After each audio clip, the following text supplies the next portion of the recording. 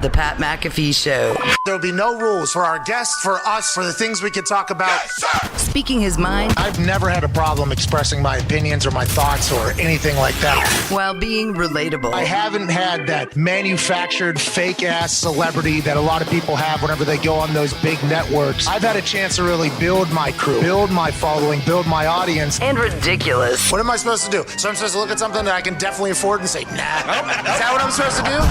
The Pat McAfee Show starts in 3, 2, 1. Welcome. This is the Pat McAfee Show. If you are watching, I'm obviously not Pat McAfee. He is out in L.A. after signing a gigantic FanDuel deal. He is in a hotel. He will be joining us shortly. I am here. I'm very excited to be in Indianapolis here with the boys. The studio feels very sweaty again, very warm for some reason. Maybe, once I get this nice gear and these nice clothes, I get a little sweaty. As Pat said, I'm wearing my Peyton Manning outfit, which, hey, I will take that. That is a compliment. The dude is great on TV. He was a Hall of Fame quarterback, so thank you, Pat. I appreciate that.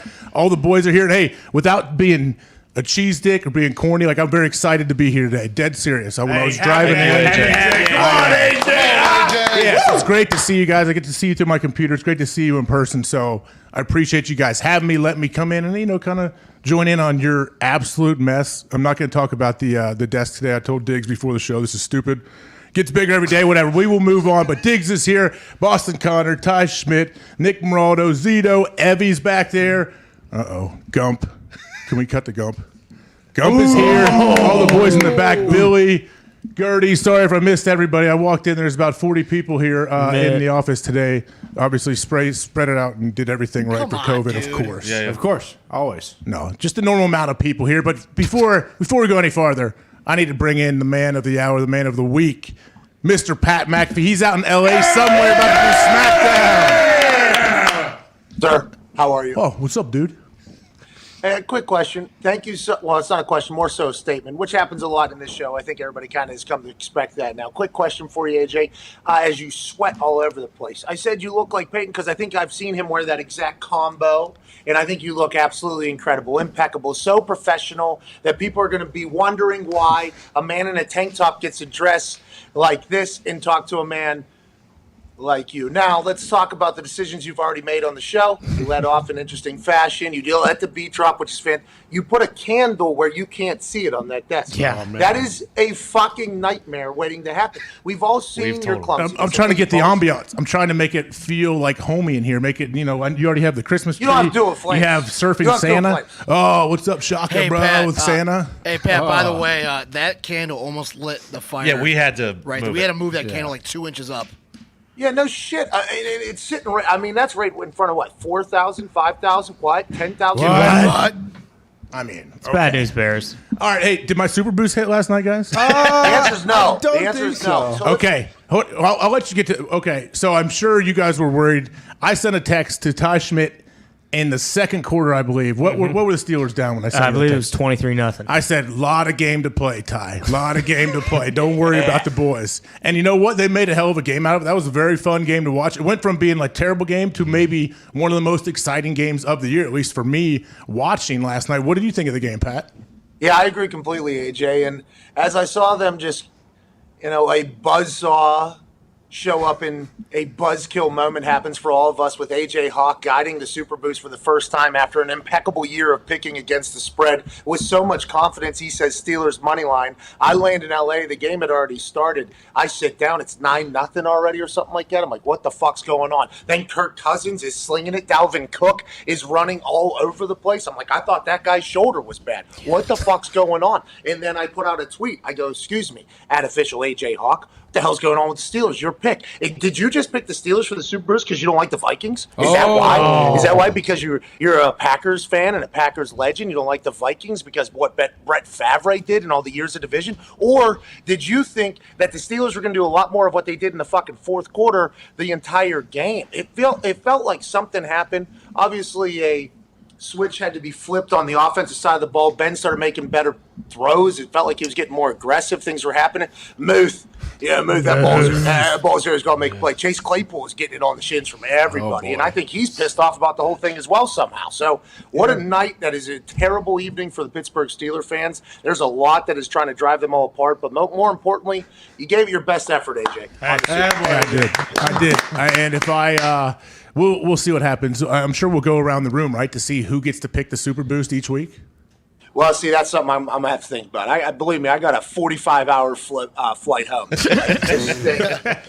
Every time I fly out here, it feels like the winds and the chop must get stronger. I was sitting up in the sky what felt like 8 hours yesterday, trying to catch up with everybody's kind words yesterday. I am so incredibly thankful for how nice everybody has been, how cool everybody has been, and also all the incredibly kind things you've said about all the boys. AJ Hawk got a lot of compliments yesterday. Oh, yeah. A lot of compliments on the old jaw from Ohio. Yesterday was a cool day. I can't thank everybody enough, and I still have 170 text messages that I've not answered yet. So, I don't know if there's a flight long enough for me to get back to everybody who apparently has my number. I didn't fucking know that. But I appreciate everybody. Everybody's the best, and yesterday was really cool, AJ. Yeah, I think the video you did, everything was super special. A lot of people reached out to me to try to tell you congratulations and boys and everything. So, yeah, it's an awesome thing that you have done, and now that you announced it, yeah, exactly. But I mean, it was started with you. It's your name, your thing, and we're along for the ride, and we appreciate what you're doing. So the best thing about it is this is fun, man. I don't know about you guys, but this is what your guys' job is. Yeah, it's ridiculous. This is what my job. This is technically my profession. I texted you that the other day. I'm like, this is my profession now, which is amazing. AJ had to sign up for something. AJ had to sign up for something like real professional. And they said occupation, and he wrote PMI. Yeah. Like I just had to write you were my boss. I sent a text. I was like, "This is a great day, man." When you got to fill stuff out for your kids or a doctor or whatever. It says place of employment. I'm like, PMI. There we go. And I texted Pat right away. This is a great day, man. I'm so happy I get to do that. I want to go back to that game quick, Pat. I'm going to get to the COVID Cowboy because his head's down. He's been in mourning. I'm not sure how he feels about the Chase Claypool situation where people feel like they could have had one more play to run. But I want to jump back real quick to Freiermuth last play. First off, Ben Roethlisberger threaded the needle. What a throw. Dart. Harrison Smith deserves more credit. And I understand all I do here is pump up Harrison Smith, but I love what this guy does. If you look at this picture, he's about to have pinpoint accuracy. Freiermuth has two hands on that ball, probably reeling that sucker in. Harrison Smith punches directly on that ball and causes him to drop it. It's a PBU. It's not a drop. He knocked that thing out of his hands. So Harrison Smith, the play of the game, because I feel like we all know that if Pittsburgh scores there with their momentum, they're probably getting the 2-point conversion. Then it's a whole new ball game. COVID Cowboy might be a little happier today. How do you feel about the game, Diggs? I love that they fought. And I'll ask you two this to start. They, for some reason, cannot play football worth a shit the first 2.5 quarters of every single game. And I don't know if it's, they say like we have to establish the run, we have to do this, we practice this all week, even though it's not working at all. We're going to do it because this is what we worked on all week long. And then they're like, hey, we're down, so maybe we'll actually just like let Ben be Ben and do what he still can do. I don't think Ben's a problem at all. We talked about it yesterday. 32nd ranked rush defense in the league right now. Like that was going to a lot of injuries as well. I know Nick went through all the injuries that they have had. So a lot of injuries, but hey, everybody's hurt right now. But yeah, continue. Tons of injuries, and I don't think Ben earlier in his career could cover up for the O-line, letting people come untouched. Right, like he can't cover up for that stuff anymore. So I think some of those flaws are being seen. But like I've talked about it before this season, like doing some of the stuff they do, like lighting up 200 rushing yards, getting a pick, and then going to celebrate in the end zone when you're down 22 points. That one was a little bit weird to me. I don't know if Joe and Troy mentioned it, but that one felt kind of forced. It felt kind of awkward to me. The Claypool stuff. I mean, this is the second year. What do you think? Okay, so Claypool, big 4th and 1, 4th and 2 conversion on the slant, catches great ball. Celebrates, kind of gives his little first down marker as what the center was running over to take the ball to get it spotted. The ball gets knocked around. Looks like backyard football, how the ref's trying to find the ball. They probably would have had one more play, right? After at least. Yeah, and like he got benched last night because he got the taunting, like, and I'm surprised he doesn't get it more. He does it all the fucking time. And he got benched, and then he still does that. Like, you have to You have to think about the moment before you think about yourself. And I don't know how often he does. Like, he's so fucking talented, but he does that shit all the time. And it's week 13, so it's obligation for me to hate a fucking Steelers wide receiver at this point in the season. And I guess it's going to be him this season. He does the fucking TikTok and his. This is probably all fucking Juju's fault, to be honest with you. I don't know. I mean, I love Ben. I love that they fought. They do. I just wish they would do it earlier in the game. I don't know. They're not going to win the Super Bowl. If they found a way, though, if they found a way to tie that game up and potentially win, that's a franchise win for the Pittsburgh Steelers and possibly catapults them. Yeah, for me, it's the super boost, too. Everyone's life could have been different if the Steelers just could have found a way to win that game, right? So Chase Claypool, I would like to talk about Chase Claypool because his press conference after the game, and I think we know Chase a little bit, right? I think at this point we've had him on a couple times, and he's very young and he's very talented, and he is taking it on the shins, justifiably so, for the optics of the entire thing. But if you hear what he was saying, hey, I caught the ball in the hash. All right, the ref's fat ass wasn't there yet. Is basically what he said. The ref's fat ass wasn't there yet. I think he thought he had time, a little bit of time to do that and still be able to hand the ball off and then line up in the formation that he was at. So I understand where he is coming from in that particular case, but optically that can't fucking happen. Yeah. That is just something that can't happen. So I think the ball exchange between he and Turner, I believe it was Trey. Yeah, it was. I believe Trey was like, "What the fuck are you doing?" Which, by the way, I think everybody at this point has appreciated him doing that and everything like that. But the ball ending up on the ground never could. Never, because nobody can scoop it. No ref can scoop it, score. No. You know what I mean? I can't. No ref can't. Right. But that's another play. It's just optically it looks terrible. I instantly thought of how they praised Larry Fitzgerald when he would grab the ball and sprint it over to the ref in situations like that. That's what I started to think about when I saw the Chase Claypool situation play out. They taught that, I assume, at Packers. It felt like, just as somebody that watched practice, and we mentioned Peyton being like, that was just like a part of it. Like, hey, if we're running 2 minute right now, this ball ends up in this ref's hands right next to the hash that it's being spotted. Like this, you even run with the ref almost. Like you don't even trust them to potentially take the hand off and run with it. It's like, put your hand on his back. You bring him with you almost. So here we go. Let's do this. Here you go. Fucking put it down right here. There's starting to be a trend where people just started putting the ball down, but then the D lineman would just kick it, which, by the way, smart. You should do. Minnesota did a good job. Did you notice Minnesota did a good job of holding guys down, but not long enough to get a penalty, and they would systematically kind of bump into whoever the receiver was trying to. Yeah, it was awesome. They would just give him a little bump, like, hey, I'm just walking here, and you ran into me. Like they took off a few seconds doing those little gamesmanship tricks. I wish they would have done that last week. But then they learned. Harrison Smith said, "This ain't happening again." No, I'm fucking putting my right hand through this guy's hand. Ball. That was an unfucking believable play. Talk about Muth is going to feel terrible, right? I think if we know anything about Freiermuth, he's a young tight end. He's going to feel terrible. I think that is just a hell of a play on the other side. I don't think Muth should be, distraught about himself. Yeah, I don't know how he was supposed to bring that in, because the second he got those two hands on the ball, that punch is coming. You can see it. Harrison Smith, that punch is 16 inches away right there. He makes contact, and he hits the ball directly in three defenders. What a throw. What an almost catch right there. Yeah, that was good on good. And then Ben's all the way back to being Ben, by the way, because they asked him about they asked Ben about Claypool and maybe Ben, teaching him or something like that, and Ben's like, that's not my fucking job. That's classic. Play the hits, Ben. Bury somebody else. It's classic him. Yeah. Hey, Nick. So you've been kind of quiet back there. What are your thoughts on the game last night? What were your emotions going through that game from first half to second half? Just kind of taking it all in right there, what you guys were going through, and I think you pretty much hit the nail on the head in a lot of points. Echoing the sentiment of Diggs there with what Ben said after the game about Claypool, about that's not on him, that's on Tomlin. That's kind of a cheapskate way out. It's kind of a pass the buck type of thing, but that's always been Ben. What got me was in the game at one point, it was either in the late third quarter or the fourth quarter. Brashad Breeland, I believe it was, one of the cornerbacks of the Vikings, took a penalty. And it was a dumb penalty. And Anthony Barr ran right up to him, got in his face, pushed him. Basically said, what the fuck are you doing? Threw him off the field. That's not something you see the Steelers doing to each other. Now, we mentioned Trey Turner running up, but I think he was more trying to even just get the ball and not confront Chase. It just seems like there's a whole lack of accountability on that team. And I don't know how you fix that. It's been happening for some time. Hey, listen, if you're watching along from the outside looking in, you got to think to yourself, and this has all been beautifully illustrated on ESPN all morning. I've been watching it here.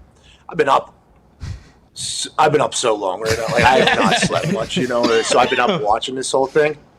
Remember, Antonio Brown went live in the locker room. Yeah. We're gonna beat those sons of bitches. That was the start. Was that the start of all of this, you think?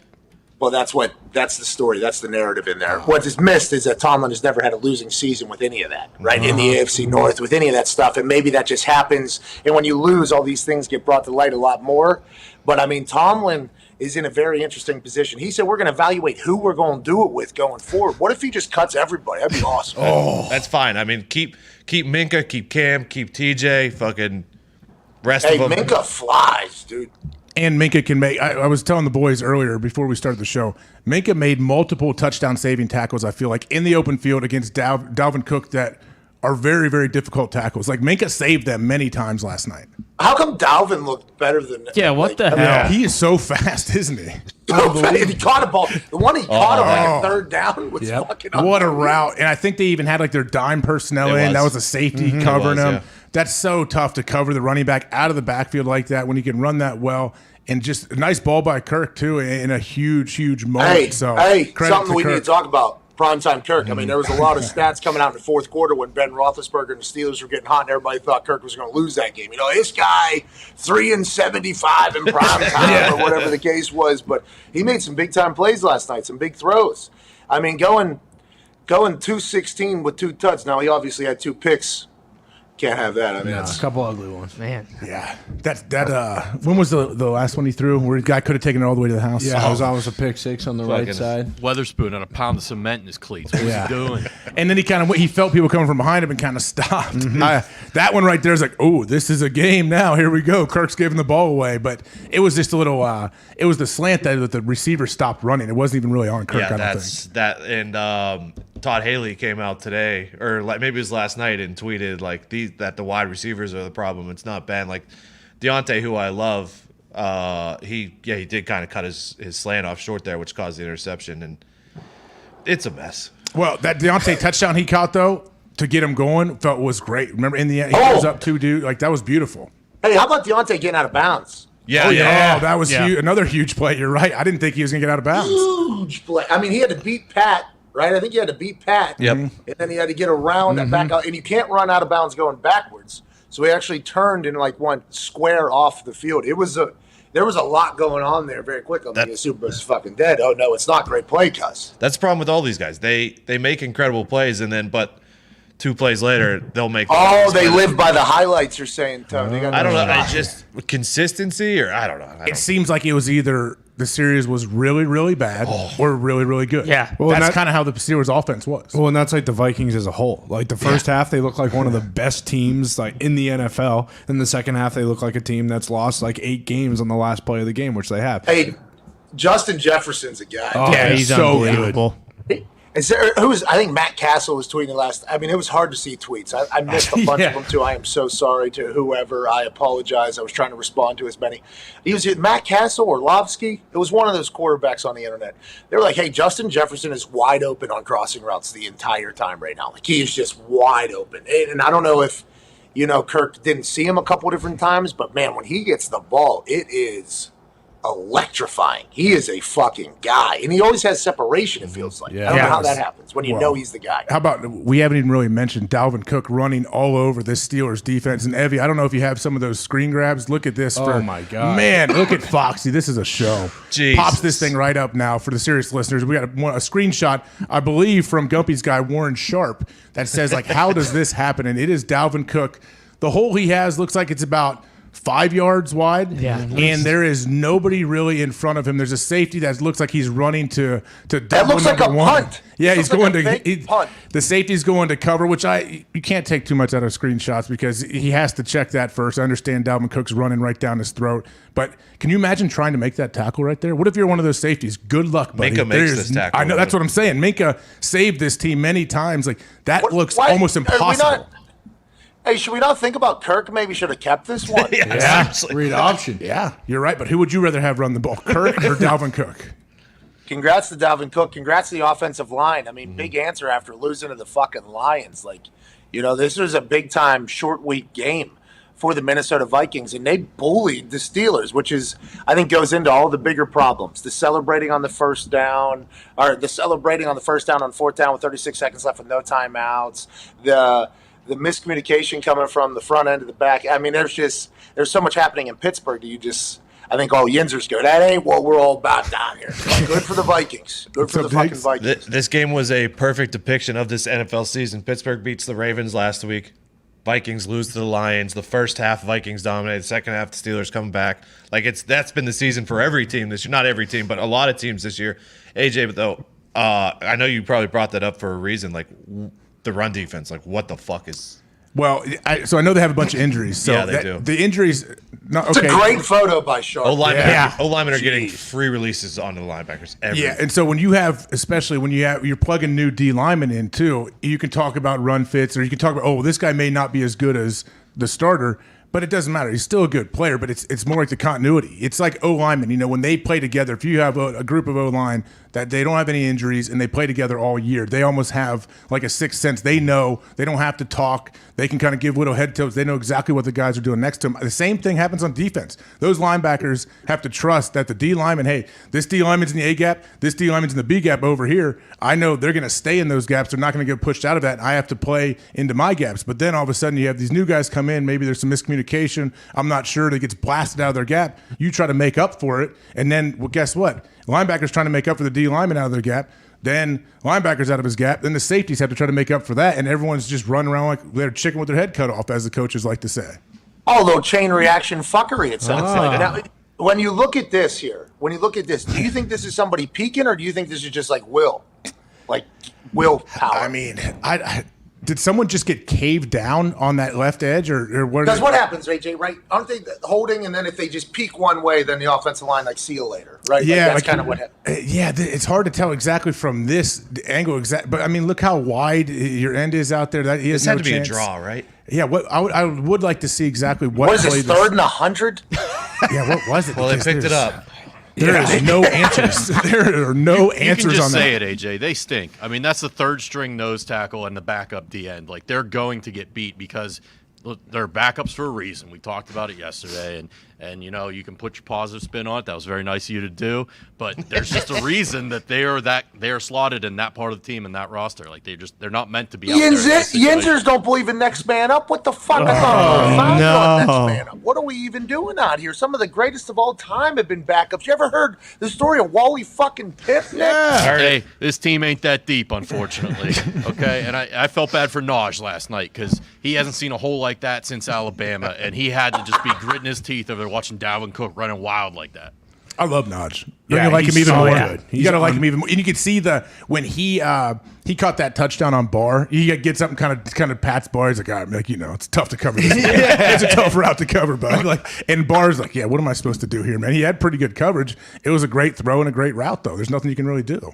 When Naj was on the show, he had such a good personality. Yeah. And when we announced he was coming on the show, a lot of people who had potentially interacted with him before were like, "Oh, can't wait to see how this goes. Can't wait to see how this goes," because he has his own personality. I fucking love him. I think the city of Pittsburgh was expecting Naj to be a Steeler before the draft happened.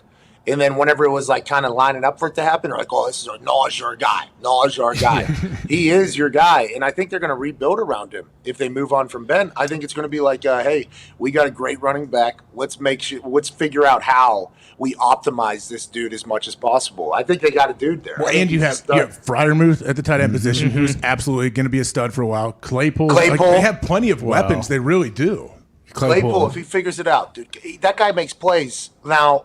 I didn't love yesterday Steve Smith saying that Claypool doesn't run every fucking route. I just assumed everybody's doing that. That's especially at that level. I guess I'm completely He's different. wrong. I would like to ask Steve. Steve did say that he can eventually, he'll have the ability to run every route, but there's different body types. So look at Claypool. He is such a big body dude. Do you need him to run every route? Well, wasn't that the knock on DK Metcalf too? Yeah. But look at him. He's doing way more than just running. Remember the footage of him shots. coming out? They used to show some of the routes that he would run, and it did not look good. But now you're right. He's a completely different guy, I feel like. Yeah. So it can happen. You're right. Okay. Steve Smith also said they need a veteran wide receiver. That shit with Chase Claypool doesn't happen if there is a guy in there that's telling them, like, hey, when we get like a Larry Fitzgerald, for instance, when you get down there, sprint to the fucking ref and spot the ball because we don't have time. And you don't even have to tell them. That's the thing. Like Larry, when you have guys like that, they don't have to go, but kid. That's always a big condescending thing when I first got in the league. The vets were like, kid. Let me tell you about this. And I would instantly just shut down and be like, yep, you're dead to me. But if you start out like that, like, okay, get out of my face. I just signed a piece of paper for $50 million fucking dollars. Well, no, it's like, kid, let me tell you what you need to do. I'm like, okay, bud, thank you very much. I'll sit there and be polite and then just go about my life. But I saw it happen where, okay, so like in the receiver room, I was in Green Bay, and I hate to always like bring it back. Oh, back when I played, but when you watch it happen, like Donald Driver was there when I got there. Donald Driver's there. Legend. Greg Jennings is in my draft class, so Greg gets to watch Donald, learn from him. Jordy Nelson gets drafted shortly after. All these guys, and they all like take on like. They don't mean to, or they don't have to, but they're just good dudes that do the right thing. So all the young guys see it. So everybody gets drafted behind them. They're like, yeah, this is what we do. Devontae Adams comes in. Now Devontae's that guy. So it's very, very valuable, especially that receiver position.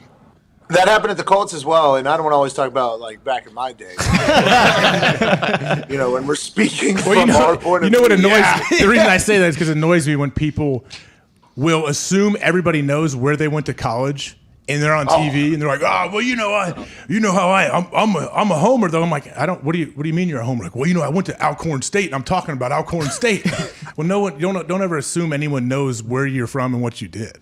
Just clarify some things. I did know that Steve went to Utah. Yeah, so I'm not talking about Steve Smith. I watch people on TV all the time do this. I'm like, wait, I have to wait and say, okay, 5 minutes later, I'm like, oh, they went to school there. That's why they're saying that. Yeah, all right. Well, I'm just at the Colts, by the way, from my perspective. Marvin Harrison, Reggie Wayne to T.Y. I think T.Y. now to Pittman is happening. That's I think that's a pretty common thing in a lot of places. And it's not just the wide receiver room, although we're talking about the wide receiver room. It's common for good teams. For good teams, it's common. Yeah, in every room, I think, right? Yeah. I think it's every room. And if not, you have to have like a really, really good coach, right, in that room. I honestly believe that. I think you have to have a good vet in every room. And if you have a bad vet, by the way, that can also fuck you over, I think. Yeah. You know what I mean? Oh, yeah. That can really cause issues. If you have a bad vet that's going against the coaches, but man, why are we doing this? Why are we running 2 minutes on Thursday, and just always complaining? That can have a huge impact on the young guys. Well, just like the positive stuff of like working hard and making the right decisions can influence the younger guys. Mm-hmm. Also having this is bullshit. Just kind of like creep into the younger guys. Like that's not great either. Like unless, even if it's right, like even if it's true, it's like that can also potentially affect an entire culture. Yeah, I'm sure you've had coaches in your time. I know I did where players be like, man, why are you kidding me? What are we doing here? And even if you could tell the coach completely disagrees with what the head coach is doing, a good coach is going to be like, guys, I get it. I understand where you're coming from. I get it. But this is what we're doing. You got to listen to the head man. And there's a bigger plan in place, and you got to just go with it. Like instead of bad coaches, like I get it, man. This coach, the head man, he's pretty volatile. He's pretty terrible. So just go ahead and go through the motions and get it done. Hey, we're on your side here, honestly, the whole fucking time. So the worse you guys do, the better we look in our battles against him as well. But there is, whenever I think the first time I heard Chuck do the blinders speech, it was after a practice. It might have been after AQ Shipley was traded. So AQ was he started for us. We did good. We beat Cleveland, I think. We ran the ball well. Maybe he came in from an injury, whatever. Whenever he was playing, he was doing good. We were doing good. But there was a lot of business that was potentially happening at that position, though. And we all understood that. So then the next week, AQ wasn't even dressing, right? So he wasn't even dressed. He was a healthy scratch or whatever. And then he was up, and then he played, and things would go good. And then he was down and out. And AQ was liked by everybody. So it was like, the fuck's going on? Then he was traded. And I think it was the first time I heard Chuck just be like, trust. We got to trust. All right, we just got to trust the decisions that are being made. Just put the blinders on or whatever. And it was the first time I heard, I think the coach even be like, I get a good sense that everybody here thinks that there's some fuckery going on right now. I'd like to let everybody know that we just have to kind of trust it, because normally it is the assistant coaches that do that type of thing where it's like, listen, I understand why you potentially hate everything you're doing, but now's not the time for the good of the whole or whatever, you know? Yeah. It's just, those situations happen on a regular basis. I think. Yeah, they do. And hey, I don't know if we have music or not. We're going to get to our first break here in a second, but we got a big show today, cool. Pat. You know, Coach, at 12:05, Coach Jason Brown from Netflix.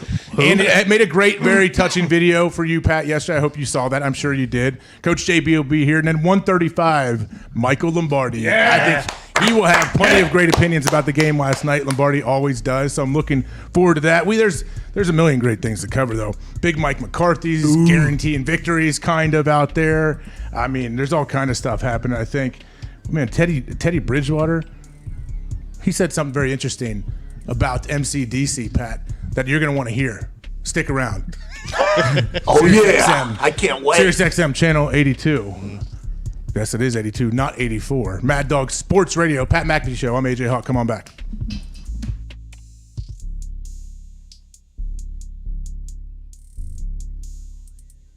I think we have potentially introduced people to the people of Pittsburgh, and I think a lot of people have potentially taken liking to more things out of Pittsburgh because of it, and for that, incredibly honored to be a part of. With that being said, when a video hits the internet like one did yesterday, and a Yinzer is showing off what a Yinzer is like at home, behind closed doors, when being caught on a candid camera, a lot of people immediately tweet us and go, "Oh, we thought you were lying, Donner, about what Pittsburgh's like." It's like, no. Yinzers are electric factory. Yinzers are hilarious. Yinzers are passionate. And this one particular Yinzer took the world by storm yesterday. Go ahead and run this thing. A direct snap to Nod. That's my call. Yeah, that would be a good idea. Spread them on, do a direct snap to Nod. Nausea. Copper fit knee braces. Works hard. They're going to run it right up the middle for 0 yards. That's what they're going 0. Why don't they bring in what? The fullbacks? Yeah, they don't need that. They need blocking. He's going to pass. No, he's not. What's he back there He's for? going to pass. No, he's not. He's going to hand it off to that guy with no momentum. That's why. That's why. He did it. He did. He did a slant. Touchdown. Go! You better pick him up and put him down, motherfucker! Slow motherfucker! So mad. Why didn't he pick him up and put him down? I don't know what that means. Yeah, he's a receiver. That's a touchdown. That's bullshit, Dad. Look at where the guy comes to catch him. How old is this guy? Who knows? 50? He could be 70, could be 30. See, that's what you do with the slant all the time. It's always there. All right, so this guy obviously captivated the internet. Epitome of Yinzer, at eYinzer is the Twitter account. And a lot of people immediately asked us, do you know who this guy is? And I think a lot of people are potentially saying that in jest. We do. That guy's from Plum. Yeah, we have seen those videos before they went on the internet. He is a beauty. Should we just make it real? Should we just say, hey, we're done, we're riding off into the sunset? I mean, do you want it to be live on your show that Vinny's officially done? Is that what you want? I don't want that, but if it's gonna happen, happy it's happening. Yeah. I would like that to be known. So don't feel obligated, don't feel forced. Put it this way. Hey, let me see. Today is Wednesday. By Friday, if paperwork goes in, you heard it here first. First of all, congratulations on a legendary fucking career, dude. In a game that revolves around the score, okay? That's how they pick winners and losers, is in a game in which they keep score. To be the all-time leading scorer in scoring sport, I think many would say, hell of a fucking job. Yeah! Unbelievable. South Dakota kid, you didn't have an easy way either. You went over to Virginia to train. You were a high school teacher, I think, or a substitute teacher. Then you go to the World League over in Amsterdam. Somehow survived the off-the-field activities that you could have fallen into. Stayed focused on kicking. Go into New England. Beat out Matt Barr at some point, even though he had an incredible career. Win Super Bowls. Memorable moments. Biggest moments in the sports history revolve around your foot in a lot of cases. Congratulations, man. You're the fucking best. I was honored to be your team.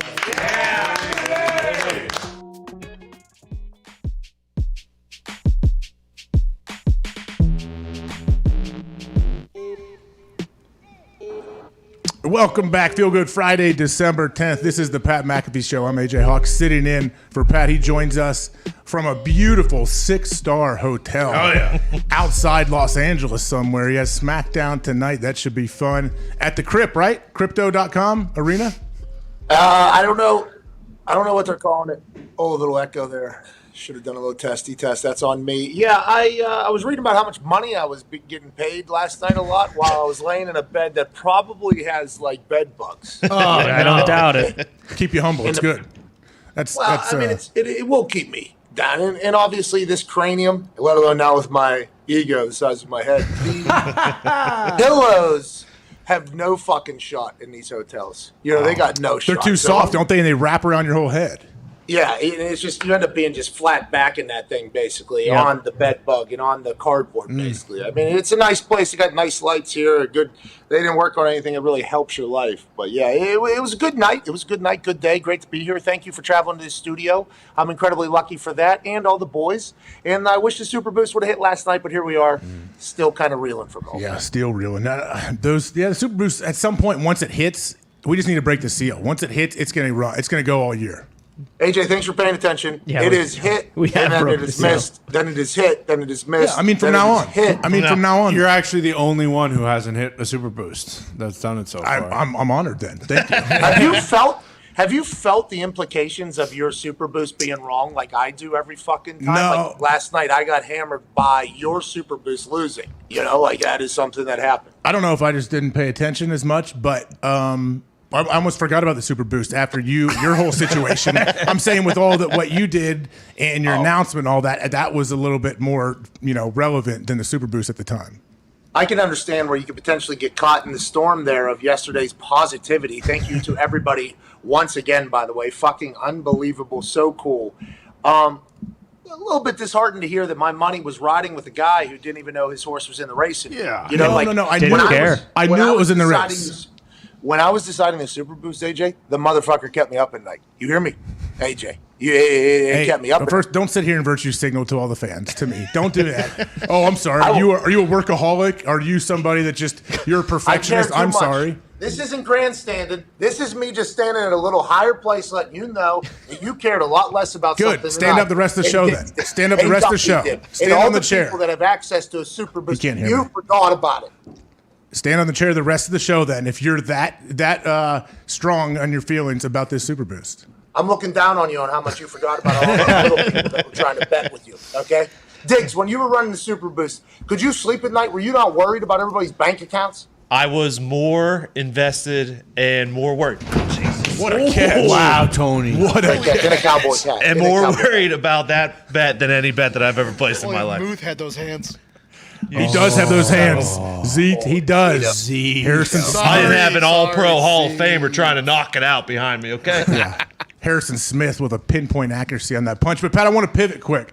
Mike McCarthy is saying some things that are getting some people a little riled up. I don't know if we have a clip of what he said, Evie. I'll talk for a little bit, vamp, as they say in the business, Pat. But I know we do have a big Mike clip right here. Let's see if we can run that sucker. We know what people think of us. We love that. We're comfortable who we are, where we are.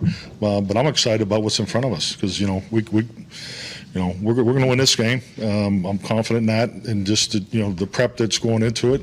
But, more importantly, we're going to, we want to improve too along the way. So I think that's all part about what the challenge of December football gives you. He checked all the boxes of coach speak, except for he let one slip out. We're going to win, and that's one of those things where I've never been on a team ever, even I guess whenever we played the Saints after I threw for 700 yards as the practice squad quarterback, whenever we were going to New Orleans, probably thought we were going to lose that game. But every week, if you are a team that has any sort of culture at all, you think you're going to win every single game. So I like that Big Mike said it. I like that Dak had to come out and say, shit, yeah, dude. Is that what he said? Shit, yeah, by the way? Yeah. I couldn't really make out on Get Up this morning. Yeah. Yeah, that's what he said. He said, shit, yeah. Awesome. I wasn't hoping for a fuck yeah after the Hard Knocks, but shit yeah, I guess, is also fantastic, kind of a softer version of that. I love Dak. I love Mike. This is a no story, but it is bulletin board material for the Washington football team. Well, I know Ron Rivera responded right here, if you see it. You do that for a couple of reasons. You want to get in our head. Secondly, he's trying to convince his team, Rivera said. He's now made it about him. That right there is the dig. When he said he's made it about him. That's the dig that Big Mike probably won't like a whole lot. I think it's a big mistake. That as well. Big Mike may not look on favorably, but it doesn't matter. Once the game starts, whoever wins, who cares? Like, it doesn't matter what's said before. I like that Ron Rivera knew that the shot would be, oh, look at Big Mike McCarthy making it all about himself with his fucking ego. Right. Look at that's basically what Ron Rivera responded with, even though Ron Rivera is guaranteeing a win to his team every single day whenever he's talking to him. So I love it. This is good NFC East football. Hey, this is good NFC East football. Right? Good trash talk, good banter. But Big Mike, do we have the other? I don't know if we have a clip. I read it a day ago maybe, when Big Mike said, they asked him about it, and he's like, well, what do you want me to say? I think that's all he said, isn't it? Well, I don't know what you want me to say here. Because he was just running through things that we're going to He wasn't like he didn't say like, I'm going to look into this camera. I will guarantee a victory. He didn't do that. He was just talking like he was talking to his team. It felt like almost. We're going to go get a win. I know that. Yeah. Fuck. All right. Now we're going to work hard. Yeah. They're working hard. It's a big game. We're trying hard, playing games, 4 quarters. Be where your feet are. All right. See ya. We're going to win. All right. Yeah. I think one thing is not like everything else. He said cliche, cliche, cliche, cliche. Yep. And he said we're going to win.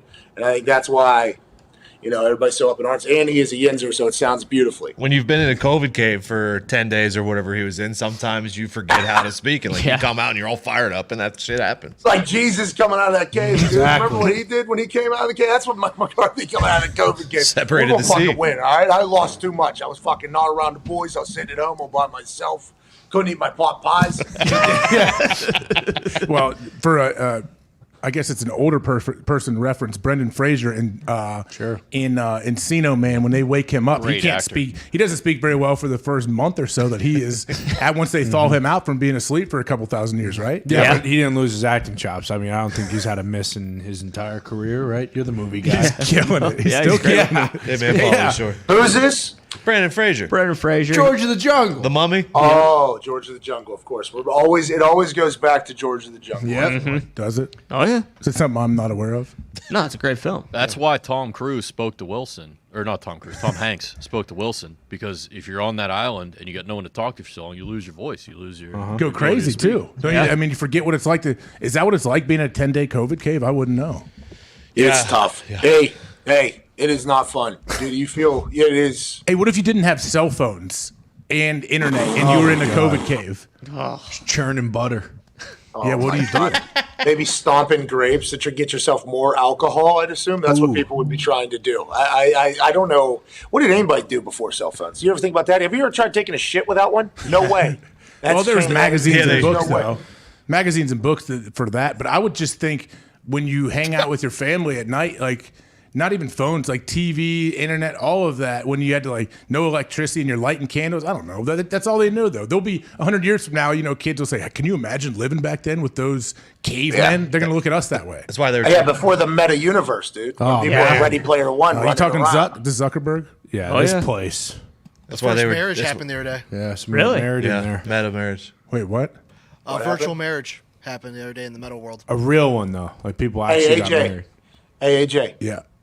Everybody's heading to this meta universe, and I've been the only one sharpening my fucking tools in there. You know what I mean? Whenever we're all walking around, guess who's the big bad AJ Hawk of the fucking meta universe? Every single little robot person that's been lined up in front of me, knocked out. Wait until somebody comes waltzing through and tries to rob my little piece of meta universe. Big pow pang. Jeez, don't knock that That was a great catch. nice microphone off your thing. You're an incredible athlete. We forget about it all the time whenever you're getting buried for whatever stupid thing you say. You are an incredible athlete. We forget about it. I love it. You know what we're gonna do? Great catch. Did you see that? He did it Oh with yeah. six fingers. I want to protect him. Believe me, I know. I know Mike's. This is a nice, expensive mic. I don't want this thing getting knocked off. Hey, Nick, I don't know if you can help me out with this today.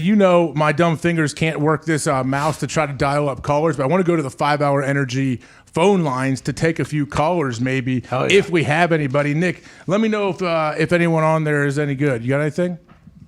I mean, I didn't answer the call, so I don't know if they're any good. But We'll just dial them up then. Let's go, Fernando. In Los Angeles. Fernando, what's on your mind, pal? You're right here. What's up, AJ? It's Fernando from Los Rayos. How are you guys? All right. Moving. He's good. He's good. Oh, my God. I'm so excited. Congratulations to Pat. Hey, Pat, I know you're in L.A. You promised you're going to come to a tailgate. The New York Football Giants are here in L.A. Brother, you got to come through this weekend, Sunday at SoFi, baby. Ooh. This weekend? Sunday. This weekend, Sunday morning, baby. I'm busy, man. God, another weekend. I need to make it happen. I know the Chargers faithful are the best at tailgating. Oh, my God, Pat. Oh, you're breaking my heart, brother. No, you're breaking my heart. Fernando, go to SmackDown tonight. Oh. I said I was going to tailgate with Pat have some free tickets? Yeah, he probably does. Send him a note. He'll get you some free tickets, I'm sure. Maybe a parking pass as well. Oh, hell yeah, brother. Yeah. All right. Hey, stay on the line. Let Mick get your contact info. Thank you for calling. Appreciate you calling on the 5 Hour Energy phone lines. I heard there's no tickets available. Sold out. Can't give them out. Damn. Oh, man. Hey, I want to let that guy know, though. I appreciate him. That was good energy. And I think he's from this Chargers fan group or whatever that I have interacted with on the internet. They say that their tailgates are fucking unbelievable. They get after it, they said. Like cooking, partying, having a good time. The Chargers faithful, although it might not be as large as every other fan base, I think it is ridiculously strong because they have been attacked by everybody for not being a real fan base. Remember, they weren't able to fill up an MLS stadium a couple of years ago. Right. They kind of took that on the chin. I think they kind of took that on the chin. And they're like very pissed off. I need to do a tailgate with them, but this Sunday, big thing. So many things. I'm so sorry. So many. Yeah, dude, I guess the great thing that you can count on, the weather's going to be perfect if you're ever tailgating in LA. You don't have to worry about rain or anything, probably. Well, unless it's windy. Or lightning. It's windy. It's not a dome. Hey, I flew over SoFi. Do you know the entire top of it is an LED board? What? Oh, yeah. They do a lot of shit on that thing. That you see from the sky?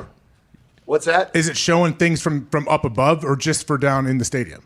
So as we were flying over it, you know how like old school screens, jumbotrons would have that little thing that would just bounce like back and forth, and you're like waiting for it to hit the corner. Yeah. Mm-hmm.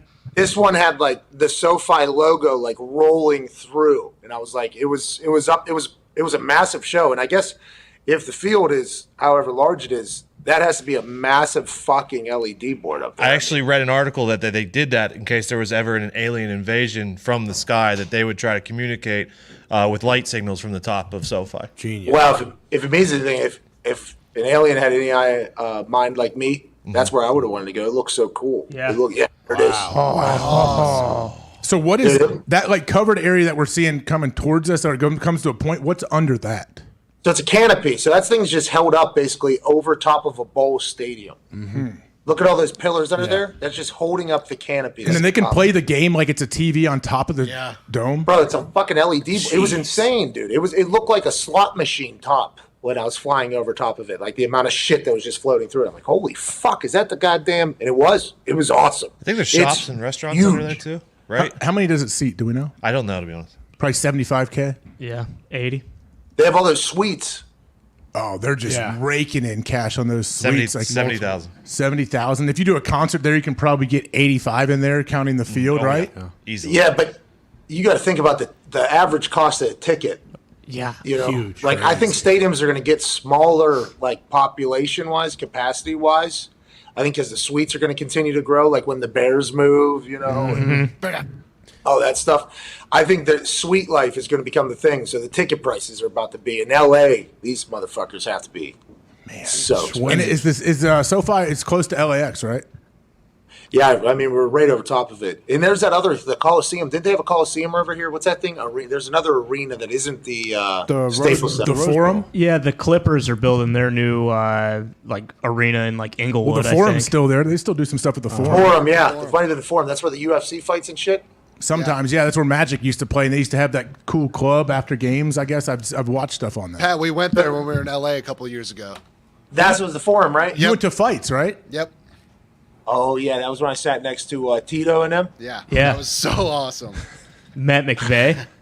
Who'd you meet? Oh, yeah. McVeigh. And Whitworth. Timothy? Sean. Why would Jeez, Timothy okay. McVeigh be at the fights? I don't know. You made me think. I don't know, Ty. Hey, Pat, did you hear Kanye and Drake last night? I did send Drake a DM. Did you? I sent Drake a DM. I said, what a fucking legendary night in L.A., huh? You do a once-in-a-generation concert with Drake or with Kanye, and I bought out the entire MedMen store. Have a good one, dude. He has not seen it. He has not read it. He'll get back. I would imagine that's something he'll like. I could easily see you guys like legit becoming a thing, like becoming buds. Me and Drake? Yes. Drake? I don't know. I don't know if me and Drake are going to become friends. Did you see the concert they did last night? Pretty crazy. I knew they had it. I didn't see any. Was it clips at or the anything. Bowl? Coliseum. I was at the Coliseum. I don't know. Is it at the Forum? Oh, I know they spent $1 billion building this sweet like stage that was like a mound or whatever. What was it supposed to be? It was awesome. It was awesome. And Really? it was Kanye playing hits. Then Drake came out. Then Kanye came out, played some more hits. Thought they didn't like each other. No, not anymore.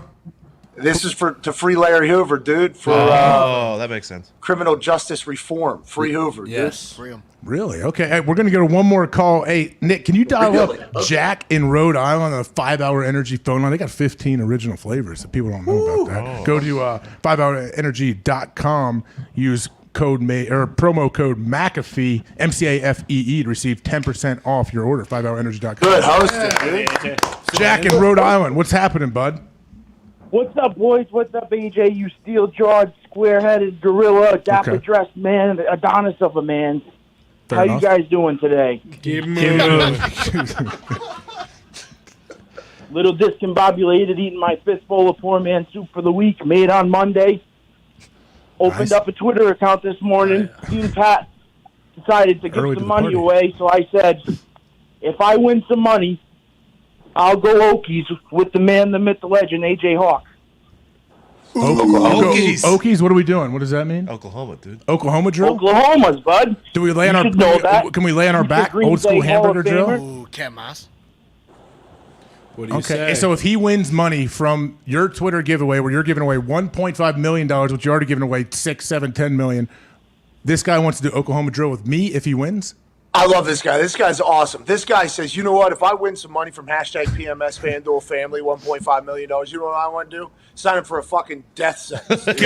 What's this guy? What, he wants to run his head into that fucking jaw? You once had a tooth blow into smithereens in the middle of your mouth because you refuse to wear a mouth guard because you're anti-mouth guard science. Not all science, but mouth guard science, you say, is potential fugazi. But you hit somebody so hard that your tooth disintegrated in your mouth. Tooth is bone, right? That thing, and he spit the powder out, and then he said, where's the fucking fullback at? I want to blow out my cane. Run it again. This guy wants to win a contest and then go out. What a maniac. You're the last human. Why don't you box? I think you should be the guy that boxes. Nah. Frank Gore was telling us, like, if you do any kind of boxing training, go for like 30 minutes, you are absolutely dead. Like, it is a Yeah, but you do different that every world. morning already, don't you? Like, yeah, you but don't- you there's don't have to different get ready kinds to of stay shape. ready. That's There's like different what you kind are. of shape, though. I'm not in boxing shape. I know that. And Yeah, but your face is. Your face told is you, man. always. I think I think everybody has a number where you can hit on how many shots you've taken to the head, and I don't want to test that number. I feel like I may be close. I may be close to that tipping point, and I don't want to go over. Why don't right you just now. box Smartest like thing you've Cormier? ever said. Yeah. Just box Cormier. Why? Because then he just take me down, and if no, No, you gotta box him. dude. Come on. Why would you ever box Daniel Cormier? I don't know. You're the one who's talking about Why wanting to do wouldn't it. you tell so us? I'm going to tell you something. I don't want to box a 175-pound person. I weigh 240. Like, I don't even want to box somebody that knows what they're doing that's much lighter than me. You're 240. I'm 242. That's why I don't want to get in the fight anything because we're super heavyweights. And I'm never not going to be. Can you imagine? Oh, hey, congrats. You get to fight Francis Ngannou. That's your same weight class. Oh, thank you. Thank you very much. Great. Glad I tried this little venture at 37 years old. I'm going to go back to the Peloton bike, actually. Jeez. Well, hey, Pat, after this, we got Coach JB coming on at 12:05 after the break. Michael Lombardi will be here at 1:35 later on in the show. We still have plenty to get to. There's a million amazing things. I know Urban Meyer's lost 6 coaches since January. I need to know more about that a little bit. Oh, where they're getting chopped, huh? Hey, and Nagy is aware. Nagy says, I am aware that Aaron Rodgers says, I own you. So we will definitely touch on that, maybe a little bit with Coach JB. B for everybody. So we got plenty more show to go. Pat's in LA. I'm here. The boys are all here. Come on back. Nice.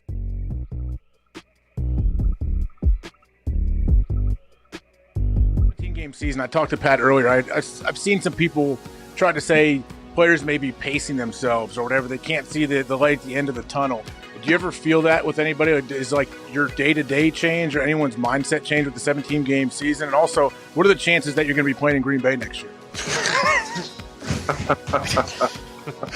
Hey, that's good journalism. It's a twofer. Thank you for that twofer. I find it hard to imagine anybody's pacing themselves. We're talking about one more game. We've played 16 games for so many years in a row now. One extra game, you're talking about, a 6.5% increase in playing. Like, I don't think anybody's actually really pacing themselves with the extra game now. You just do that. Wow. Did you just do that math in your head right there? Or do you have are you one of those guys like, let me carry the one? 42 times 82. Yeah, they have this cover 2 defense right now. I've seen this 40. Is that you? Is that real? That's real, yeah. All right. So, 7 times 2. I've got some good mental math tricks I can do. Another time. Another show. Another show. Age, no comment. Oh, shit! Hey, they're going to have to bleep me out of a lot. That's a good thing. My reaction out. I just wanted to no comment you, Age. That's fun for me. Now that you're a media personality, a big media guy.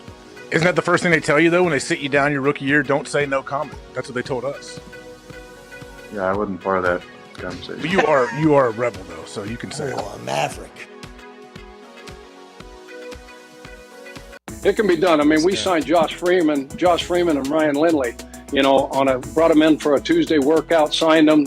They were in the meeting room on Wednesday. You remember, Pat, I told the whole team, I said, hey, just mind your own business. Everybody do your frickin' job. Don't watch one snap of either of these guys. Do not watch any of fucking practice. Hold on. No judgment. Trust our coaches. Trust our offensive staff. They'll get these 2 guys ready to go. And sure enough, we went and beat the Titans, to finish the season 8-8. It was one of the most memorable wins we had, because of how we did it. I think so. And Josh Freeman and Ryan Lindley, obviously incredible people, and they came in. And you did say in your Tuesday presser, I've told this story before, where we'll have a package for Pat McAfee. And I was like, wait a fucking minute, it's the last game of the season. Okay, we've lost 10 quarterbacks. There's no way I'm dying right now out there. But that was obviously a joke, obviously. But you bring in Freeman and Lindley, you making the proclamation to the team before they came in. Hey, do not watch, all right? Just don't judge. No judgment. Do not watch. And then me and Vinatieri, obviously, immediately upon hearing that, we're like, all right, so we got to go fucking watch this guy. And it was bad. That first day of practice was bad. I mean, it was bad. Thursday, still banging the drum here. Hey, let's not judge. Let's just keep putting in the work. Let's just keep going. It started looking a little bit better. None of us could have expected getting that win on Sunday. You're right. That is a very memorable game, and it's because of the adverse conditions that we're under, Yeah, no doubt about it. And if you guys could have been at the workout on Tuesday, you would have said, no friggin' way do you sign these 2 guys. Because you remember Josh Freeman had a cannon, right? Yeah. So you know how Frog and T and those guys had set up at the different areas? Like if you're throwing, quick game, you got a quick out or a slant. And then you go, 5-step drop, 7-step drop. He didn't complete one pass. He almost threw the football. He he tore up their hands, number one. Number 2, the balls were bouncing off the indoor like BBs off a tin can. Almost threw a football through the wall of the indoor facility. And then we go, okay, that's good, Josh. Ryan, you're up. So then we get Ryan in there, right? Ryan's accurate as shit, but he's got 0 velocity on the ball, right? It's taking forever. And I'm asking T and Frog, because they know, our 2 equipment guys, what do you think? He goes, man, that's an easy ball to catch. I mean, it's barely coming in here, Coach. I don't know if he's going to have to anticipate his throws really well. So I'm thinking, holy shit. And I'm like, is there anybody? That's it. Coney Island Josh Freeman was playing for the Coney Island Thrashers at the time, serving, soft serve ice cream at halftime for $250 a game. And Ryan Lindley, he was driving Uber. He was hanging out in New York City. He was driving Uber at the time. His girlfriend was training for the Olympics, and he was in New York City driving. Those great guys. Uber. Hey, listen, a lot of ricochet shots. Unbelievable. Hey, these guys, unbelievable. Hey, the gabagool on these guys, Coach. Honestly, they were very good, but they. Assume Raj had to walk in there and do a full. You know what I mean? Yeah, curtsy. Hey, we're coming. We're bringing a big sports stooge thing over here. Is that okay? Yep, deal. Perfect. Let's get some tea. Let's get the fuck out of here. How do you think that went between Raj and Clean? You think she liked them? Yeah. I bet she liked him. She probably knows a lot. Like, what if she's sitting there and then all of a sudden she's like, so what about the Sean Watson situation? What about the Sean Watson situation? What about the Sean Watson situation? that was spot on accent. Hit that one out of the park. Like, what if she's really dialed in to the NFL?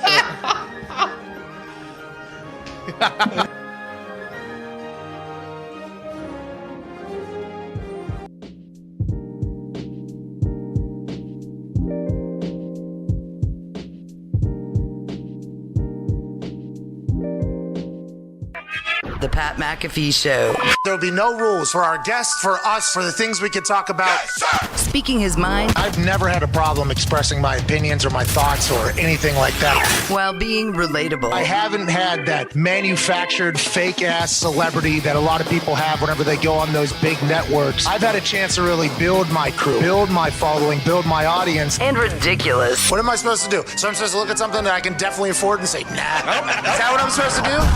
The Pat McAfee Show starts in 3, 2, 1. Welcome back to Pat McAfee Show. I am AJ Hawk, sitting in for Pat today as he is in LA, living in a lap of luxury after signing a giant deal.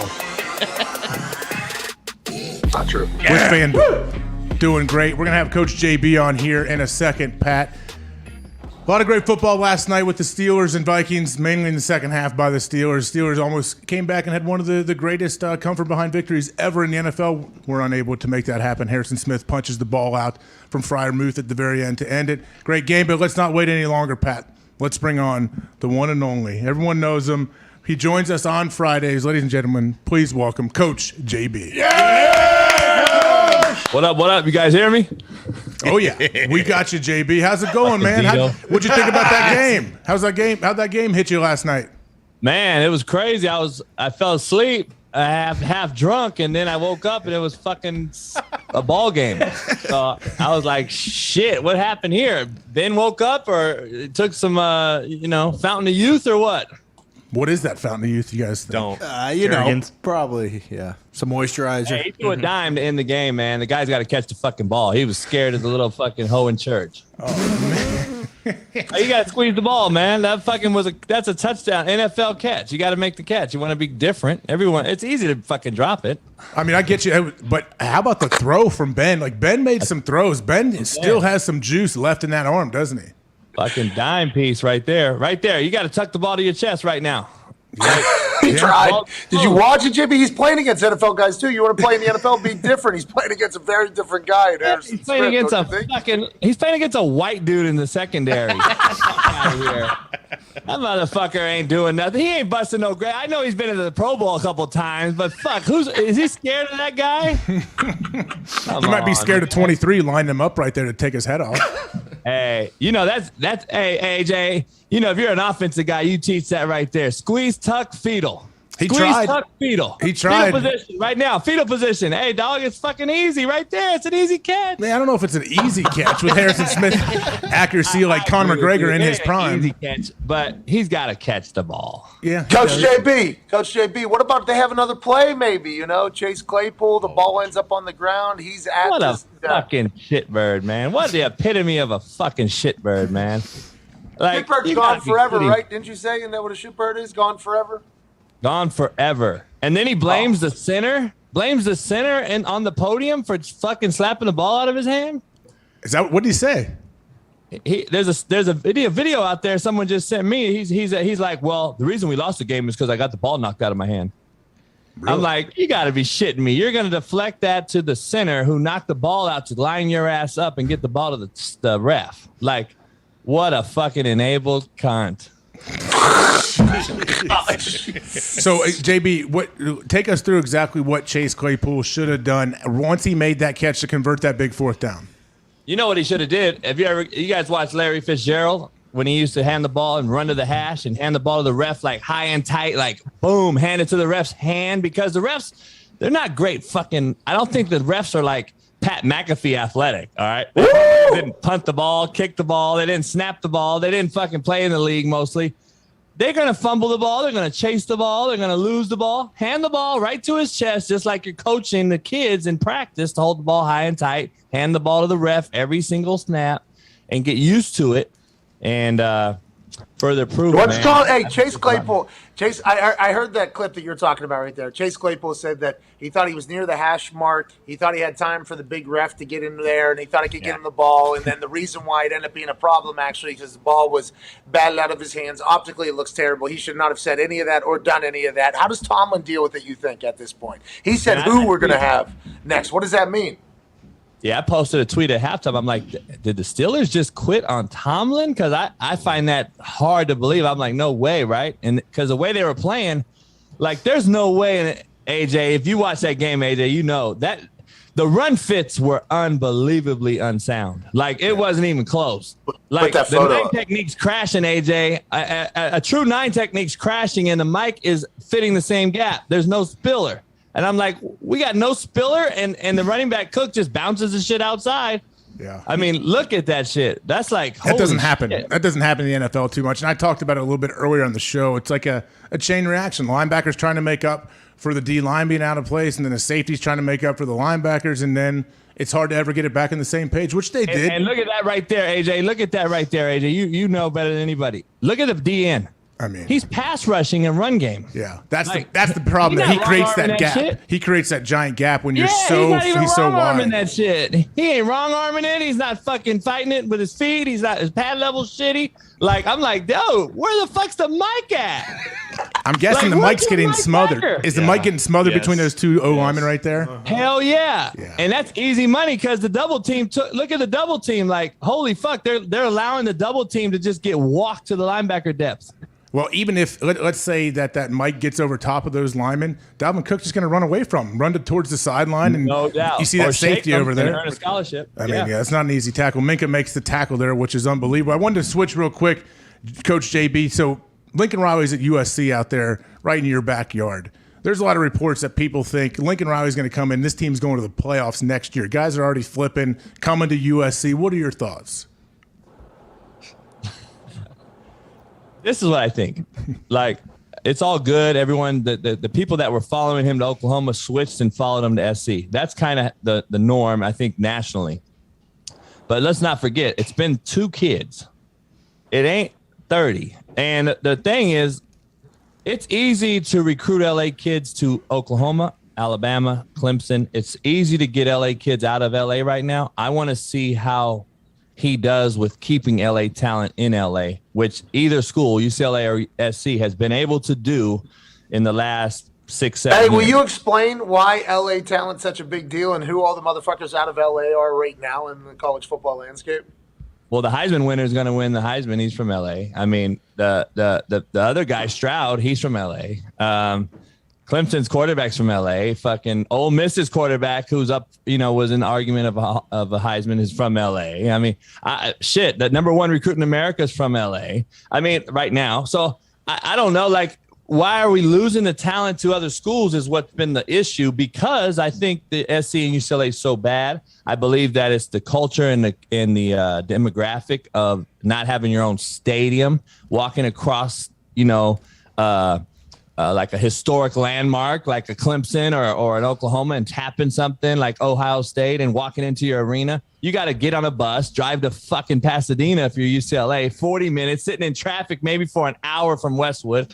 And then SC, you got to walk around, to the Coliseum. It ain't on your campus. It ain't far, but it ain't on your campus. And it's a stadium that's used by everybody and their mom, and NFL teams, fucking concerts. I mean, it ain't your own shit. And I think kids started getting tired of that. They started losing. They started going. Is that where Drake and Kanye were last night? I think that would be something that would sell.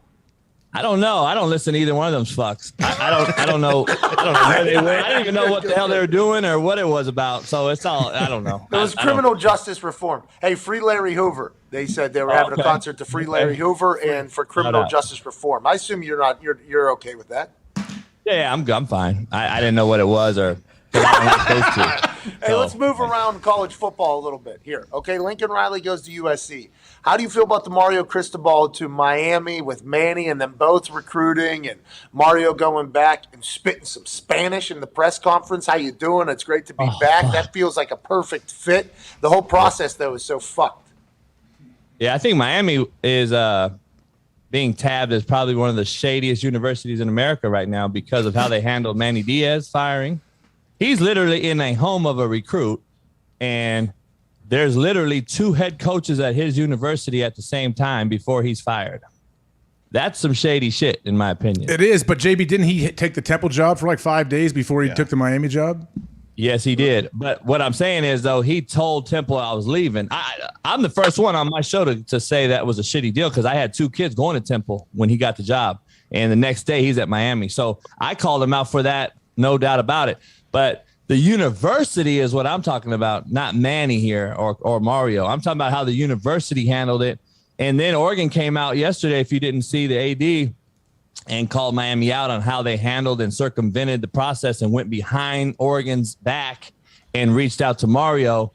And Oregon made it a point to reach out to UCLA yesterday, I guess, and asked for permission to speak to Chip Kelly and all this. I think people are getting lost that this is a huge professional business now. It's not amateurism anymore. Once the transfer portal created NFL free agency at the college level, in my opinion, and then the NFL, college coaches making NFL coaching money, it's no longer a fucking amateur deal. This is professional football now, man. And these coaches are making this money.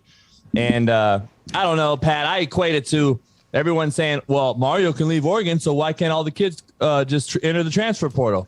Because Mario has earned the right to make a salary and make a right to earn a salary for his family and better his life, right? Because he's earned that right. He's fucking 50 or whatever. I believe he's gone through the experiences of life and has earned the right to do so.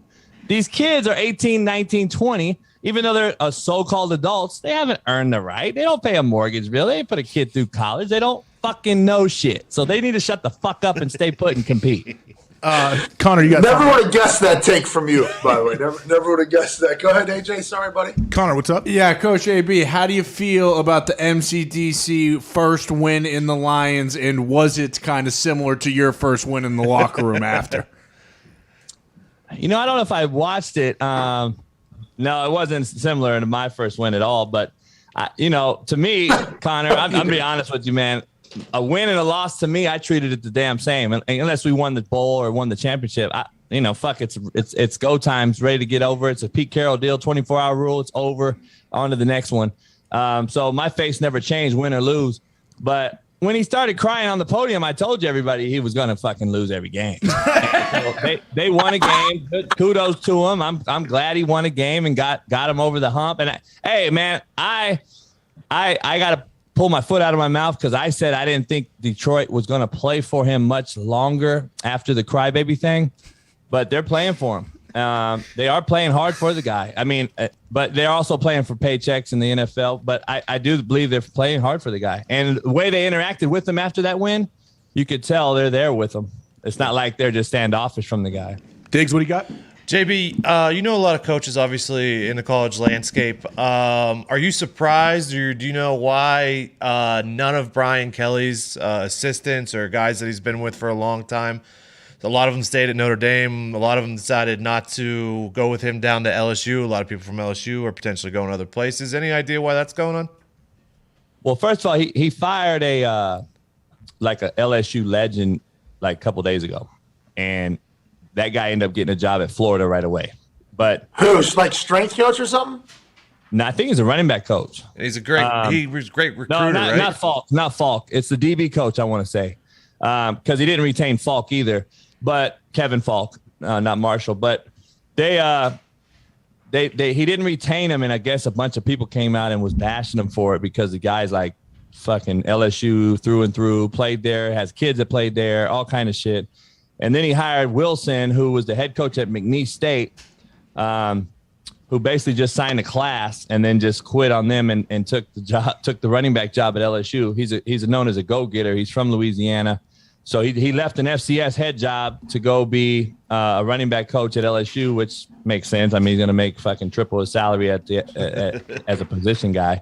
But I don't know, man. You know, it's they're pissed off at him, and I think it's just like the Nick Saban deal when he got on the plane to go to from Michigan State to LSU. Nobody got on the plane with him. It's very similar. I don't know if you guys saw the report. I don't know if you guys know who Coach Graham is. He's now the head coach at Hawaii. He was at Tulsa, Arizona State, a few places. Kids have came out now calling him, you know, basically a drill sergeant. He calls them shitbirds and calls them this and that and pieces of dog shit and all this. And it's like, fuck, man, it's like, fuck, everybody just wants to get the guy fired. Everybody wants to get everybody fired. Now, I've never heard one good thing about Graham. Never. He stinks. He wears the little mouthpiece or the little headset, didn't he? Yes. The Britney Spears thing she used to have, yeah. Yeah, the Britney Spears of coaches. Hey, Ty has something for you, JP. But he's also the Full Metal Jacket of coaches, too. Yeah. Yeah. Coach JB, Joe Brady getting fired in Carolina. He obviously was getting, we had someone on who said he got 5 NFL coaching interviews. He had the unbelievable offense with Joe Burrow at LSU. Do you think he'll be a guy who will get one of these big-time college football jobs maybe before the start of next season, or what do you think he's going to do next? Oh, absolutely. He'll get it. And he's undeserving as fuck. It's unbelievable, man. These guys appoint these guys or anoint these guys as the next best thing. First of all, Brady was the co-OC at LSU with the most loaded roster in the nation. Okay, let's go there first.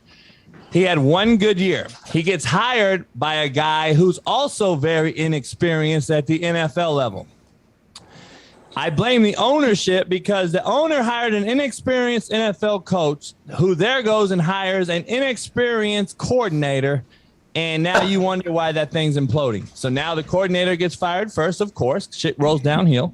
And now you're hearing the Matt Rule's going to be fired. So, I don't know. 7-year deal, right? Didn't he sign a 7-year deal? Is Matt Rule? Yep. Is he really? Are they really threatening that they may fire Matt Rule? I've heard stories, man. I've heard stories.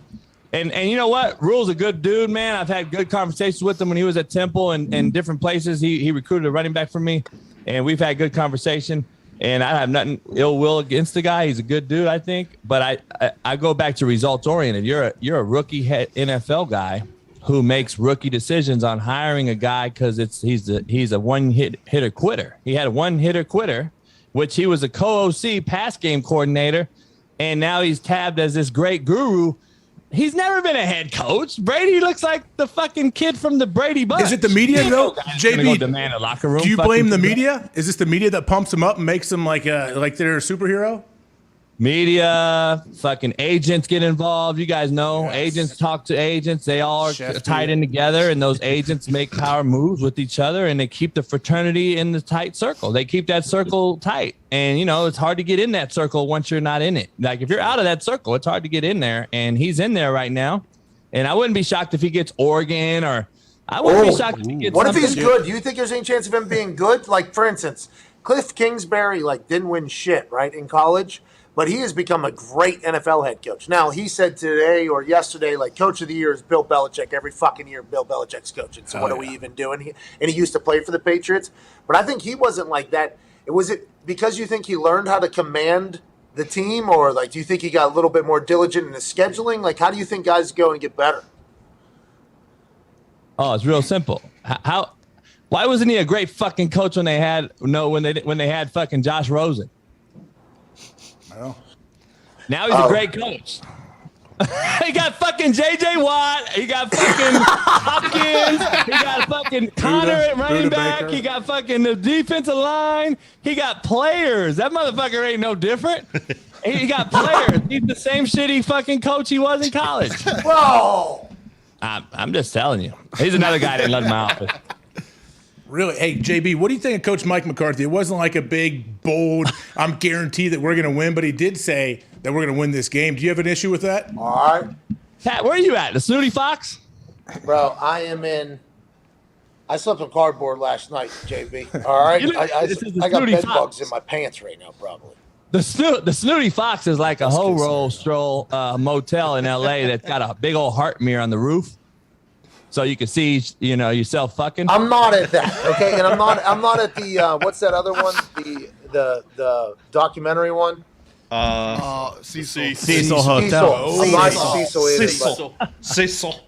Some legendary places for sure. I am in LA. Quick stop though. Hey, this weather's gorgeous though, JB. I mean, it's been raining out here, man. It's fucking pissing me off. You're in a drought, It's been raining out. See, I'm an hour east of you right now, so it's been raining out here. Rain? Oh, it's been raining for 3 days out here. Man, nothing but sunshine over here and weed deliveries. It's awesome. Hey, it looks like it. I see it reflecting off your face. No, JB, they deliver it right to the door. It's the year No, I'm talking about the sun. I'm not gonna ever call out the weed. I'm talking about the sun reflecting off your face right now. I can see sunlight, and I'm looking at a fucking cloudy Kansas weather. Well, AJ's back there in Indiana, and I don't know. I'm not there, but I assume the weather's terrible. Yeah, it's raining. Yeah. Hey, AJ looks pretty slick, man. Sharp. Uh-oh, JB. Hey, AJ, every day's an interview, dog. Every day's an interview. FanDuel might be calling your motherfucking JB, Army, Navy, who's going to win? AJ, to answer your question about McCarthy, I think he was just doing something for himself on that one. I think he was doing it to hype himself up and get the guys kind of like, all right, I need you guys to step up for me right now because people don't think I can call a game as a head coach, and I need to fucking get you guys to back me. And, this quarterback backed them at least. So, I think everybody else will follow suit. Yeah, it's a message to the team. I think the team loves that. They probably see Mike McCarthy in their team meetings, and they love it. And then Mike does, I don't think he loves doing media stuff. So I think he sometimes goes into his cliche coach speak, whatever. How come he hasn't been on this show, AJ? Why hasn't he been on the show? Let's ask him. Go ahead. Okay. You played for him. Call him right now. We need to ask him. Have you guys ever asked Aaron about what he thinks of him after taking all this heat from the Cowboys? Yeah. Aaron talks about Mike a lot. Yeah, he references him a lot. Like for a lot of things, I've heard that he's a fucking genius. Like all these people are talking all this shit, but I'm sure Aaron knows. I've heard the guy knows his shit, obviously, and especially on the offensive side. So you wonder, if the Cowboys have another shitty ass performance like the last couple weeks, if that motherfucker don't start calling the games again. Well, I mean, let's see what happens. Hey, Connor really wants me to ask you about the Army-Navy game. JB, what are your thoughts on that? Who's going to win that sucker? Yeah, that's the only game I got written down here, man. Army's favored by 7. They're 8-3. Kenny over Polynesian head coach over at Navy, good dude, man. He's having a rough season, 3-8, and Coach Niamatalolo. Yes, all the cadets, huh? Wow. Coach Niamatalolo. There you go. I didn't want to fuck it up. Hey, I got Army covering the 7, man. I got Army winning that one, and it's gonna be, I think they're all gonna break out some new uniform and shit, like they do every year. Hey, let me ask you guys this. Back to Pat's question, I didn't answer all the way. Mario leaving Oregon. So Chip Kelly goes to the NFL. Oregon has Phil Knight and Nike. Yep. So they got 1,016,000 uniform combinations with the helmets to match. They have the best facilities in America. They're putting in brand new facilities. So why the fuck is the coaches leaving every single time for a lateral position or even a lesser job? Oh, because the Pac-12's dead. Willie Taggart goes to Florida State, which was the beginning of his demise, right? Yeah. Now you got Mario leaving Oregon and going to Miami, Miami has intramural facilities, by the way. Have you ever been there? They're bad. They're bad. They haven't upgraded in a while? No, they're bad, man. Miami's a bad situation. They share a baseball field with like half of the football field. Like, it's a lot of shit going on there that's not very great. Now they're upgrading some shit, I hear. But I've been there one time. It wasn't very good. And I'm just like, why are people leaving? Maybe Oregon's not as green as they say. No, it's because, hey, JB, you may be just thinking this, and this might not be right, but Pac-12's been dead, dude. Pac-12's fucking dead. If USC comes back, I think that Oregon job gets even more, like, desirable. You know what I mean? I think just the Pac-12 being completely dead for some time is the reasoning for that. Maybe. I don't know. Yeah, I posted it on Twitter. I posted the facilities, and I asked the why. Is it really green? That maybe it's not as green as everyone says. And everyone's like, "Have you ever been to Eugene?" And I'm like, "Yeah, it fucking rains. I get it, but it's not fucking Alaska. Like, it's not that cold, dude. Like, you're a fucking hour and a half flight from LA. You're on the Pacific Northwest. Like, you have the facilities and fucking Nike. Like, come on, man. I don't know. I just like you're getting paid pretty good money. You can recruit everybody. They killed LA in recruiting. Like, they got the number one player in the country, Thibodeau, who declared for the draft. I mean, he'll be the number 1 or 2 DN taken. I don't know, man. Shout out to Jermaine Johnson, by the way, my former kid on Reddit, ACC Player of the Year and first team All-American yesterday. So, and, he was a guy that shied away from the camera. He never really wanted to be on the camera, and he did his thing, man. So he bet on himself. He'll be drafted pretty good. JB, last thing for me, like, so Phil Knight and Nike, he basically makes Oregon, like, he's a huge reason why they have had success in all of their sports, because they have unbelievable facilities. They have 1 billion different uniforms that, like, entice these kids. Isn't there any other billionaires out there that can go and try to juice their university up and do what he did to Oregon? Under Armour guy did it, and he started trying to get it. What happens is, once the Under Armour guy starts to spread out thin, and then you get UCLA, and then you get all these schools now buying your shit, I don't think you can focus on one school. Phil Knight's done it better than anybody, in my opinion, because he's still Oregon through and through. Like, he's worn throughout the nation. And it was funny. I saw D-Butt. He posted a thing like, Miami, you better get out of that Adidas shit and get into Nike. And I'm like, dude, it ain't happening. Phil Knight ain't giving Nike shit to fucking Miami. So it's interesting, right? Because yeah, you heard that, right? Mario had a contract on his desk before they played for the Pac-12 title game against Utah and got fucking drugged through the mud by Utah, and he didn't sign it. It was like a 10-year deal or whatever. And Phil Knight's sitting there like, okay, motherfucker. So I think that's kind of burn a bridge, in my opinion. I wouldn't want to. And that's why Chip Kelly and he had a good relationship. So he's like, give me fucking Chip Kelly back here. He'll respect the fact that I got a waffle maker with rubber and I put some shoes on this thing, and now we're bazillions. Maybe, yeah. I'm curious though, like, what's your take on how does Chip do well at Oregon? And by the way, he inherited a Mike Bellotti structured program, which was already pretty legit. But Chip took it to the next level, got him in the Natty, and then he's been dog shit ever since. I'm just saying, he was talking about getting fired at UCLA. You're in LA, like, you can't win at UCLA. I don't know, man. I just think the people that have left Oregon, it has started their demise, the beginning of their demise. They've been shitty ever since they left Oregon. Like, I'd stay at Oregon if I was one of these motherfuckers.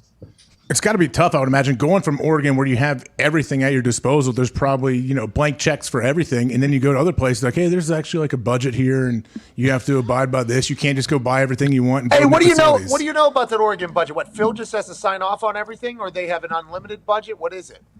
Nah, there's still legalities. Like, NCAA still has to. There's still a bunch of infrastructure and legalities that the university athletic departments have to go through. They get donors and shit that they need. Phil Knight, I'm sure, needs 1 million fucking write-offs, so he's gonna have to send money out over there. But I don't think it still has to go through and get approved by Pac-12, NCAA. It's not just could, like, for with the name, image, likeness stuff, like a lot of these Nike deals and shit that you get in the NFL, it's just like you get gear. Basically, they could basically do that, right? They can get them a Nike Gold or a Nike whatever that is website login, and every kid can get like $1,500, which is like three shirts. Yeah, get like $1,500 worth of like Nike gear, right? That's something that they could easily add into the whole fucking thing, right? I think so, yeah. But look, there's only. How about the Ewers or whatever his name is, kid? You asked me about a couple weeks ago. This guy made $1 million in NIL at Ohio State. He's a third string quarterback. He got $1 million deal at Ohio State. He's a third string quarterback and enters the portal and goes to Texas with Sark now. And I'm like, he was a high school kid, like left early. and you go and enter the portal, get an NIL thing. But how hard must it be, AJ, to ask you, how hard must it be for a coach to address a team where maybe one or two guys are getting NILs and the backup left tackle, the backup corner, and the backup quarterback are looking at you, yell at the team. They're like, motherfucker, this guy's making money. I don't make shit. I got a fucking FAFSA check. Yeah. I mean, hey, it's a real thing. Like, we'll see, I think, as time goes, how that plays out. But the Quinn Ewers thing, he left high school early to come to get basically, hey, I can get paid and hopefully it works out here. If not, I can go somewhere else. Is like you said, I didn't. So he's committed to Texas now. Is that where he's going? That's the rumor. Yeah, I guess. That's what I hear. I tell you what, watching that dude's tape, though, watching his tape, he can sling it. America have created a NFL free agency thing, but the problem is the other team's not getting a trade back like the NFL. So you can basically just enter and leave and go anywhere you want, but you're not getting anything in return. There's 3,100 kids, I think, in the portal right now for football alone. There's over 10,000 kids in college athletics in the portal of all sports. So, like, come on, man. It's becoming. It does work out sometimes, though, JB. Look at Alabama's top receiver came from Ohio State. Woo! Right? Yeah. I mean, it happens. And shit, I won like $20 on FanDuel last night too. That shit happens every blue fucking moon. And you didn't take the Super Boost, thank God for you. That's for sure. Because the Steelers were not. I lost because AJ forgot he even had a bet on the fucking thing. Kind of. AJ, 3,100 in the portal. There'll be like 110 kids scooped up. Oh, yeah. I don't know how it's going to play out. Percentage of that? It's tough. It adds a whole new thing to coaching, which I don't know how people coach in college with recruiting and all that. Where's everybody else going? JUCO? No, there's JUCOs being killed. Would you just stay then? A lot of teams just go to the portal and they're like, all right, well, I guess I'm not going anywhere. The portal is now like the Alabama of transferring. It's like you're in Alabama, but you're really in a fucking cloud sitting there thinking you're going to go to Alabama or a Clemson or wherever. You're not going. There's only one Alabama. There's only 127 D1s. How many kids you think they're taking? They're only taking the select kid. And So they don't have school. They're not in a school or anything when they're in the portal. What are they? They're just hanging out at home? No, they're just sitting there, yeah. And so what's happening is now JUCO's getting affected, and high school is actually getting affected in a great way because high school kids aren't being recruited as much, and either is JUCO in the same manner because the transfer portal kid is sitting there, and it's an adult thing, man. I don't know if it's a grown folk problem. We're giving out trophies to every participation. We're giving out participation trophies, but it starts with the grown-ups because a Nevada O lineman entered the portal last week, and 70 coaches contacted him within 10 minutes. 70 D1 coaches contacted a Nevada O lineman. Like, he's as average as fuck, right? It's got to feel good for that kid. 70 coaches offered. Great. 70 coaches offered Nevada's O lineman, like, in 10 minutes in the portal. They said the portal, boom, because they got coaches just monitoring the portal. Yeah. So, boom, we call this guy. Well, you're the reason everyone is entering the portal. Stop calling these motherfuckers. Make them fucking stay home and compete. Like, quit offering them another scholarship. Like, I don't know, man. It's crazy. These kids are just jumping around like crazy. I get their circumstances. I get that. Like, I could see, a coach tells you in your home in front of your mama, I'm going to do X, Y, and Z, and then you get to campus and that motherfucker took the Miami job. I can see, fuck you, you lied to me, right? In my opinion, you're a piece of shit. You shouldn't be coaching, in my opinion. But anyway, let's be honest in the household with the kid at least. Hey, man, if my dream job does come open, yes, I am taking it, mom and dad. And I used to do it all the time. And I still get the kid. They used to ask me, Pat, all the time. Kids, parents, after the first year, I'm in a home recruiting. They're like, hey, man, now you're famous and shit. I'm like, man, I ain't no fucking famous. I'm the same motherfucker. He's like, but what if SC calls you? I'm like, what if they do? Would you go? Yes. And they look at me like, oh, everyone else says no. I'm like, no, yes, I'm going back to home to LA to USC and leaving a town of 9 people in Kansas, motherfucker. Yes, I am. But I'll tell you this, the place he's coming is a better place than what it was when I got here. And this is still the best option for this guy, for your kid. And the odds of me leaving are 1%. And these coaches got to be honest with them, man, and they're not. They're lying to them is what makes it worse. And that's what makes kids spiteful and enter the portal on a higher level too, which I understand, but also the kid needs to earn their rights. Well, I think too, JB, that's where you can lie to them. You can say, well, if I get that, yes, I'm going to SC, and I will do everything in my power to bring you with me, buddy. You're going to play at USC. You can't wait for that one. You're a Trojan, man. Talking about independence, dude. That is a thing coaches do too. But at the same time, they don't get the job, and then they end up losing the kid all the way around. They don't get him at Oklahoma either. You know what I mean? So it's kind of a double-edged sword. You got to be careful. Oh, because they had their for show money, looking for no money. And ended up with no money. Perfect. Hey, you're a lot more politically correct than me, because when we were young, we used to call it, you rather get some for show pussy or no pussy? Yeah, well, you can take that to anything. You know, you can apply that same line to many other things. No doubt. You can. Hey, JB. It's very applicable. JB, appreciate you, man. Big word today. We're going to get to our first break here this hour, but JB, thank you so much, man. Appreciate your time, your perspective on everything. I thought you did a great video, too, yesterday for Pat. I thought that was awesome. Yeah, very cool, you dude. Much love, you guys, man. I appreciate y'all. See you next week. All right, ladies and gentlemen, thank you. Coach JB. Woo! Thank you, Coach Hey, I'm JB. watching the Lakers. They're in the highlights. They stink. Yeah, they're terrible. Yes. What happened last night? I know they got beat. LeBron stinks. Lost. Yeah, They were LeBron- supposed to, remember, Sham said this is the teams they're supposed to beat. They stink. Yeah. Really? Yeah, Braun had a triple-double. They still lost. Vogel is going to bite the bullet. Is he out of here? unfortunately. Yeah, you think, they'll well, it's something probably we can touch on the other side of this Why break? don't they Can't trade we, Connor? Braun to New Orleans? or Boston. He doesn't want to go to New Orleans. He Get him might, with though. Zion. LeBron, Zion, Pelicans. I mean, let's go. And Zion's in shape. We saw him the other day. He looks very, very good. People have been photoshopping him. Maybe send Zion to L.A. Ooh. That actually makes too much sense. Why not? That'd be awesome. Okay. They did it with Anthony Davis. Shipped him from New Yes, Orleans. they did. Wow. Hey, Pat, all of these things are beautiful things we could unpack, as they like to say, on the other side of this break. So everybody, come on back after this 4-minute break.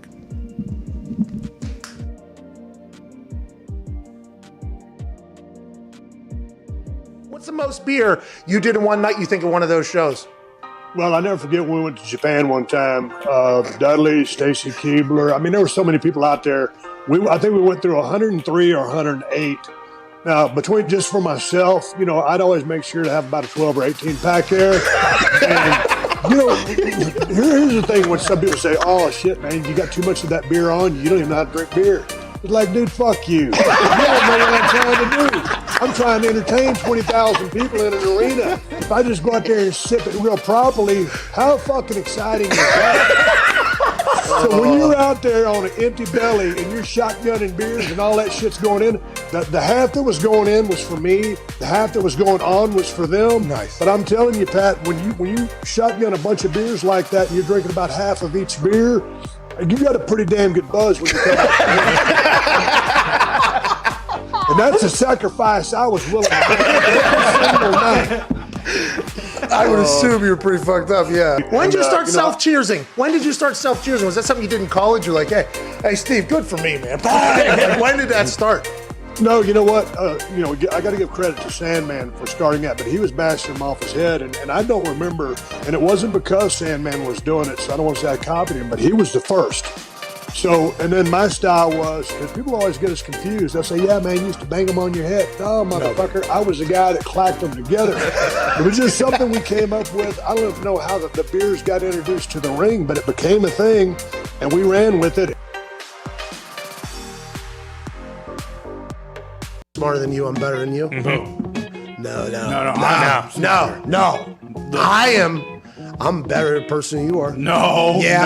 no. I fed the birds this morning, so I'm a better person than you are. Yeah, but you don't care about, the ozone as much as I do. So do you even like to breathe? That means you don't even like the birds. You don't want the birds to be able to breathe or fly because you want the ozone to be ruined because you're a fucking asshole. Is that right? Then how come I rollerblade to the supermarket every Saturday and Sunday? Oh, did that make you feel good? Rollerblading, flattening the earth a little bit closer to the center so it can get hotter so then the heat comes from the ozone because you're pressing down the earth with your little rollerblades? Well, yeah, but I'm a better person than you are. No, because on Wednesdays I'm planting trees and I'm trying to bring the earth back to what it was. Oh, yeah, I'm sure you're cutting up other trees' roots, though. What a fucking right. asshole. Wow. You No, prick. Yeah. Why can't you just let earth be the way it's going to be. You got to take your shovel and dig into it. Wow, I'm a better person than you are. I know. dude. I make my own manure. I make my own soil. I'm not chopping up any other. Oh, so you don't like cows? You don't like cows pooping? I hate farmers. Unbelievable. You hate farmers? Oh, you don't like a head of cows? Oh, you don't like burgers? Then how come I'm in the Farmers Association of America and I'm going to help? Oh, you're a lifetime member of the FFA. Hey, Yeah, that's right. That's what I make.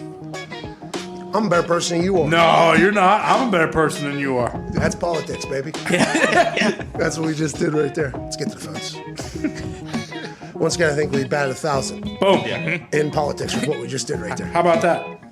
I do believe after that argument, though, people would say I was a better person than fucking you are, dude. No, because everyone I just read on Twitter was like, oh my God, this guy rollerblades. I need to start doing that too. No, that's because you mute all the other people that are actually on my side. They're telling you you're not the right person. No, I refuse to mute anybody because I love everybody. Oh, you like freedom of speech? How come then you're not going on there? I do love freedom of speech. That's why I'm not muting I'm anybody. better What than are you talking are. about? No, I'm better than you are. Everybody's saying it. No. Yeah, everybody's saying I'm a better person than you are. I heard it. We just did, by the way, still batting 1,000 on politics. I feel so good about it. We even got into the reaction to the punditry. Yes. We're batting a fucking 1,000 out there. Every side. The people say we're not well-rounded. We don't have depth. Did you hear what we just fucking did? Come on. Wow. Let's go to the phones, man.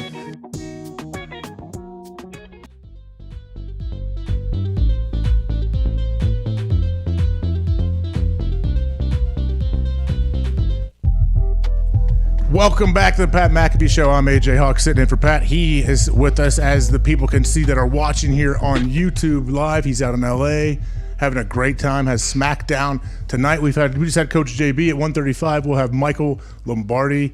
Steelers lost a heartbreaker last night for all those Steelers fans out there. Sorry about the Super Boost. That did not hit. Here in a couple minutes, we're going to get out to the phone. Are you?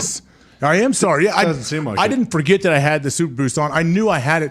But it got lost in the shuffle of your video and announcement, everything that you were doing, reshaping the media broadcasting world, really. So you think we didn't have enough spotlight on the Hawk Super Boost that it kind of that may be part of its downfall. Sound Yeah. I don't know. Chase The Claypool graphic was blunt. pretty sweet. A Yeah, lot the of time went graphic into was that. awesome. Huh? The what? The graphic. The graphic was beautiful. Didn't even see it. Talk to Gertie. Oh, beautiful graphic. Wings. Hey, there was a lot of time spent in that, like in between break photos of everybody, and staging. No, it had to be just to clean up the terrible photo I sent you with all the shadows and different lighting and everything. It had to be pretty tough. I don't know how that was what you sent back, but I am very grateful that you were holding a can full of gas. You Well, know, who was 'cause it? really tied the whole Who thing was together. it? Who I saw a music video when I was in high school. I was like, that's the sweetest thing ever. Dude's carrying a gas can. By Eminem. Who was it? There's a couple of different guys.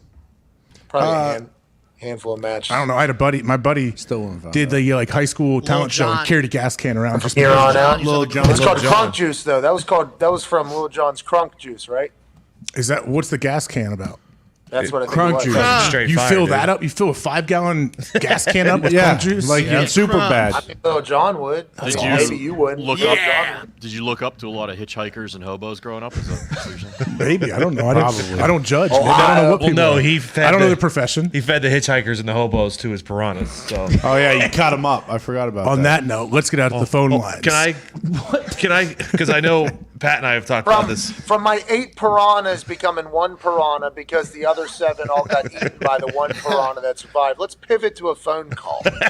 What's up, Diggs? Pat, we've talked about this before, and I didn't think Tama was a guy that was going to do this. Oh, no. It was 29-14. They score a touchdown. They did the go for 2 before you have to go for 2 thing that fucking drives me insane, and I don't think you're a huge fan of it either. And they did it last night, and then lo and behold, if they did score that touchdown at the end last night, where they would have had to go for 2 again, like that, that drives me fucking insane. I think you should always keep yourself in the game. Me too. If you can make it a 1-score game, don't you want to make it a 1-score game? Yes. That's what I think, personally. Analytics tell us we're fucking idiots, though. Yeah. So, I mean, I guess what did analytics tell you there on that spot? That you have a better chance of winning if you go for 2 for some you're reason. going to on the make at first least time. 1 out of 2. Gives you So a you drive. might get 2. You might get a lead, actually. You might win it. Allegedly, I guess that's how number 16 is more than 15, by the way. Yeah. Those are good stats. Those do add up. That's one of those things, though. If it works out, then it worked out. But if it doesn't, then it doesn't. I mean, I don't know. I don't think reactionary stats should be telling us what predictions should be doing. You know, like unless it's 100-0 and it's tested over and over and over again, it has really no grounds to tell us what the fuck's going to happen, because those stats are just telling us what has happened. And if it has happened before, there's a similar chance that it's going to happen again, even though it hasn't happened as often as the other shit, because there is a chance it's going to show up. How come that never gets talked about? Like, if it's 100-0, I would like to hear it.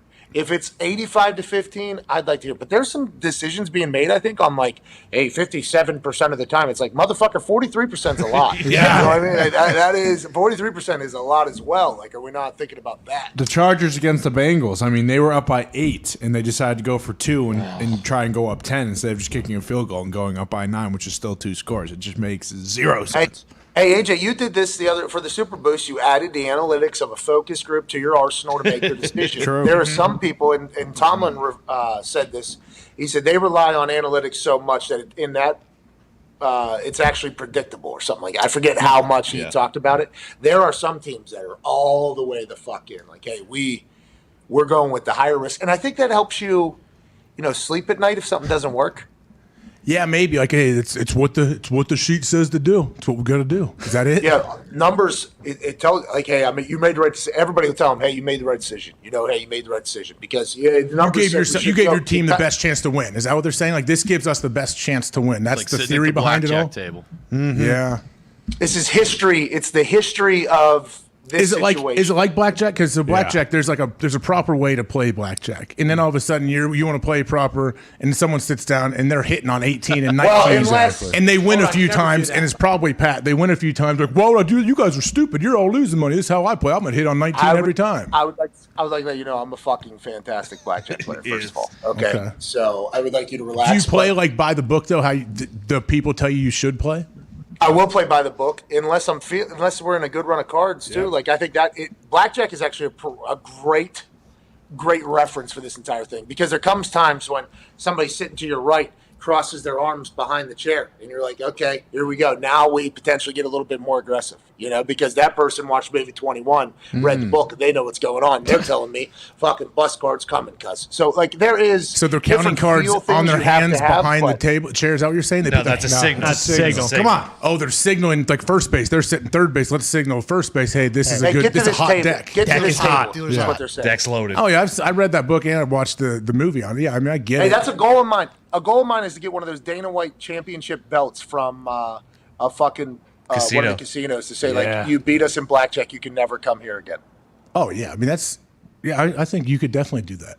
No, AJ, I don't have the luck or the time. Well, speaking of that though, the movie isn't Kevin Spacey is the lead in that movie. Yeah, that's your guy, right? I should have known. Of course you've seen that movie. Okay, here we go. 5-hour energy phone lines. Brian in Pennsylvania. Is Nick around? Can we dial up Brian? He's been on the phone for a while. Brian, what's on your mom, pal? I can see him through the window. Is Nick around? Oh, hey, what's going on, AJ? I'm doing pretty good on this Feel Good Friday. Just finished up my last final of the semester. Wow. Yeah. All right. Keep it moving. Beers.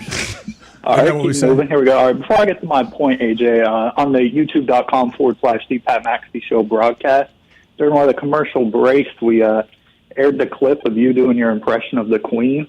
And I just want to say it's an absolute shame we didn't get Caliendo's opinion on your pristine impression a couple weeks ago. Damn. Well, I appreciate that. Next time Caliendo comes in studio and sits in one of these little chairs that's a half inch off the ground, we will see what he thinks about that one. But, the Queen's big into ball, Pat. You know that. She loves the game. Hey, she was once into horses growing up. I watched her whole story. She was a pretty good shotgunner, too. Oh, She yeah. had good shotguns. And a lot of meetings, held meetings well, drank tea, did a lot of reading and writing. But once she was introduced to American football, she made a Christmas special to tell the entire country about it. And that's honestly what the Queen's all about. She loves ball, dude. Loving ball, like Flint and Gardner Minshew, loving ball. Oh, that's right. Come over. What do the Eagles do? What do they do this week? Is Gardner in? I don't know. Sure. No, they have a bye. I assume they had a bye because we weren't talking about it. If they were playing, we would be talking about it more. And Pat, we're going to do our picks here at 105 on the other side of our next break. So keep those things. Make sure you take a good mental snapshot of that thing and get your choices all lined up. There's some big time games, obviously. I think the big news out of the quarterback room that we just learned of as of today is Dougie Mills now the starter for the Texans. Okay, they're gonna ride Dougie Mills to the promised land, the Houston Texans, in a battle for the number 1 overall pick. Will the Lions be able to find a way to get it? Will Jacksonville, weasel their way into that thing? Maybe the Jets figure out a way to nosedive their way back to number 1. Anything could happen this season at the top or the bottom of the goddamn thing. And you can add this to the list of Tyrod Taylor's unlucky streak because it seems it has, in fact, continued with Houston now as well. Is it Tony? It's a shame. What'd you say, Diggs? Tony, what's that all about? Tony. You heard Steve Smith yesterday. He beat the Titans, Tony. Wait, what did Diggs say? I missed it. I said, is it luck or is, what Steve Smith said yesterday about backup quarterbacks? Oh, come on. He beat the Titans. I on didn't his say own. it. Steve Smith said it. No, he didn't say it about Tyrod. He played in the NFL. He was good. Tyrod's been a starter many times in the NFL. He was good. Yeah, but was he like a starter? Yeah. He started and won football games in the NFL. Took an average Bills team to the playoffs. Boom. Yeah, Tyrod can play, man. Hey, one more call. Ryan out in Los Angeles. Ryan on the 5-hour energy phone line. What's happening, bud? Hey, how we doing today? Keep moving. There it is. I just want to say congratulations to Pat and all the boys and AJ. You guys are fucking phenomenal. I love that. Thanks, Bob. Thank you. Thank you, Bob. Ryan. Oh, that's right. No problem, man. You guys are the best. Honestly, you guys make my day every day is great when you guys are talking to me, and the millions of people who listen to this dope ass show. I want to talk though about the rivalry game, Packers Bears at Lambeau. What are the thoughts? How's the pinky toe gonna handle for Aaron Rodgers? What are we doing, guys? Ty, talk to me. Talk to him, Ty. Talk to him, Ty. How's it going? Sunday night, too. Prime time. Saturday night, that's right. Bulletin board material. The Bears stink. Bears down, we're The winning, Bears baby. stink. I mean, Nagy is 1-5 against the Packers, I believe. No. Nagy's not just 1-5 against the Packers. He knows that Aaron said that he owns it. Yeah. He is aware of it. He is aware of the He has comments. taken notes.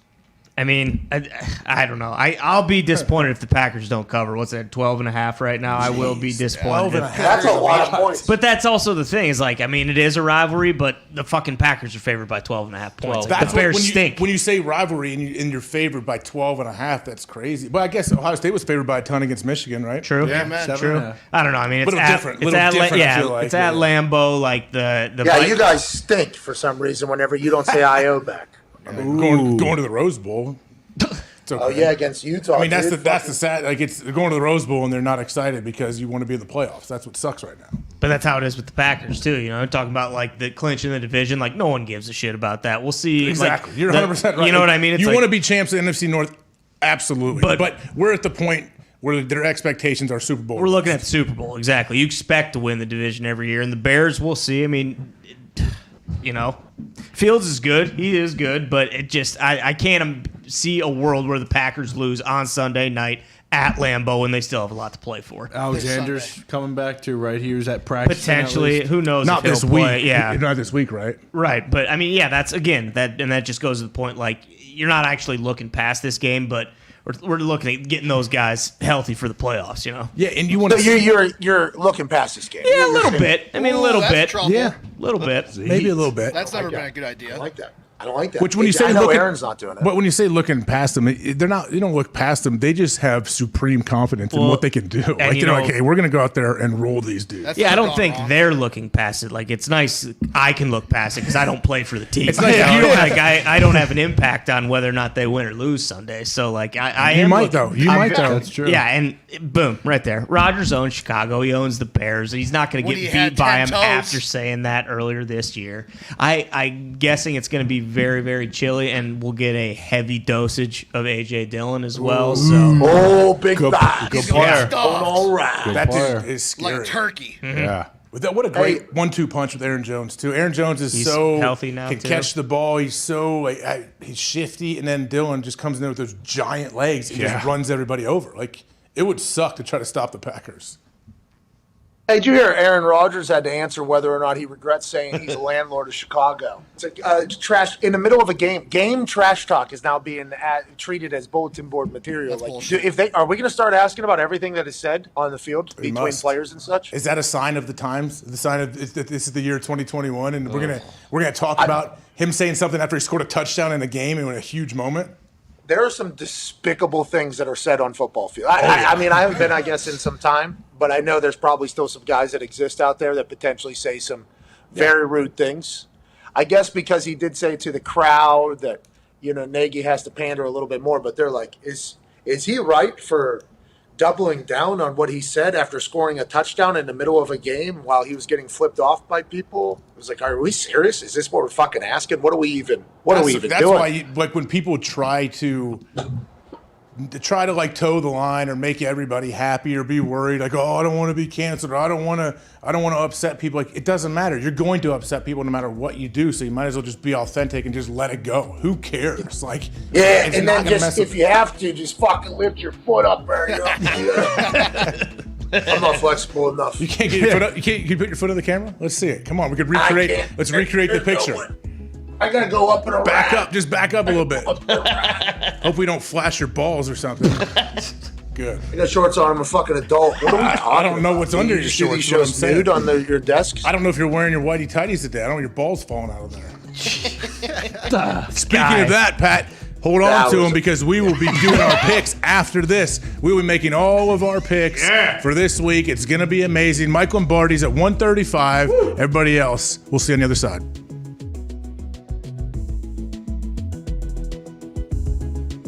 I hate a lot of people for the way that they acted after that Friday thing. There's no way you're isolated enough that you don't hear any. You had to have heard. There's some massive names, politicians. I mean, your name has been spoke by a lot of people. Are you just, because you're like, hey, love will cure this thing. How are you not going to hold a grudge to everybody? And do you know that you're probably never going to win an MVP again? That's probably never going to happen, right?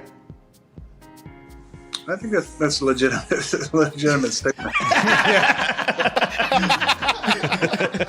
Legit though, like that. There's a lot of people that vote for that I think are not Like, how do you isolate that? How do you stay away from that? Because you're talking about everybody on earth talking about you. That's not getting you down at all. I don't know. That's incredible mental toughness if that's the case.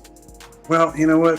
I think first, if you find your identity in yourself and you don't find your identity in the opinions of others, you don't need that validation and that love from other people. You can get it from yourself, and that's not being selfish. That's just learning how to in a healthy way love yourself and respect yourself, and believe in yourself. And it definitely was tested, by some of the comments that I heard. And so I'm human. I mean, stuff can definitely hurt your feelings, but look, I shared an opinion that is polarizing. I get it.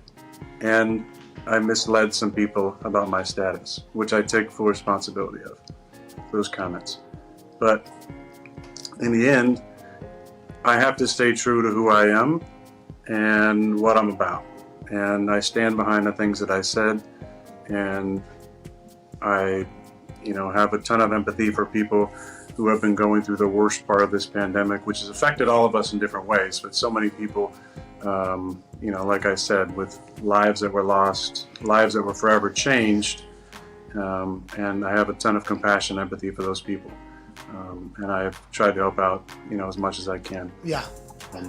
The other stuff is so out of my control. And there's going to be people that don't like you and hate you for things you said, or might not even understand what you said or know what you said. It might just see a headline, and that's fine. I believe that people are entitled to their opinion, and even if it's an opinion that's unfavorable of me. But I'm going to continue to try and be the best version of me moving forward, and I'm excited about getting back on the field as soon as possible. Hey, do you know if offense or defense is getting introduced this week in your game, and have you thought about it all, like what the reaction may be if offense is introduced and you're the last guy out? Have you thought about that? I think it is offense, and I'm excited. There's nothing like running out of that tunnel last, especially. Think it'll be different one way anyway than your normal, how they normally respond? I don't know. I hope not. They should show that on the network. Oh, that clip will make its way. Oh, yeah. That clip will make its way around. The New Jersey Devils made some big news with their jersey reveal. We got PK. There he is. PK covering our faces. It's beautiful. Old PK Sluban in the new Devils alternate jerseys that they're going to be wearing on either December 6th or December 8th, I believe. These jerseys were actually helped designed by Martin Brodeur, legendary Hall of Fame, one of the greatest goaltenders of all time to ever play. Look at these things, dude. They fucking stink. I saw somebody tweet, I forget who it was, said instead of CCM on their gloves, they should have it say gloves on their gloves. It does have the ties. It has the sweater jersey ties, a la Marty Brodeur. That was his touch, apparently. That was his little piece that he added in. Do you think because Marty made it that they were kind of like, I can't say no to Marty. Yeah, looks good.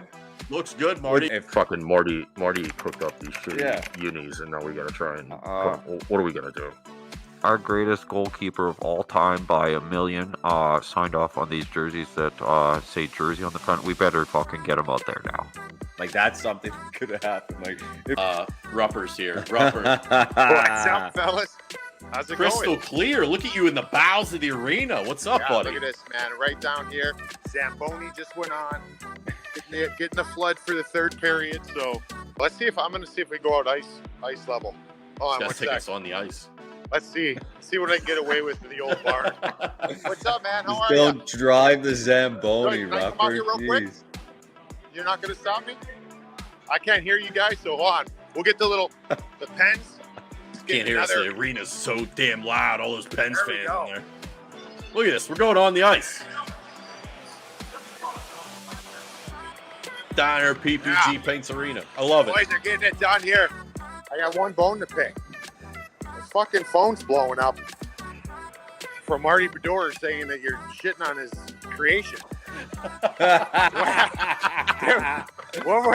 What happens? I leave for 5 minutes, and I'm getting Hall of Fame former teammates calling me and giving me shit. He said your boys are shitting on my idea. Me. We buried it. You know that was me. You know that was me.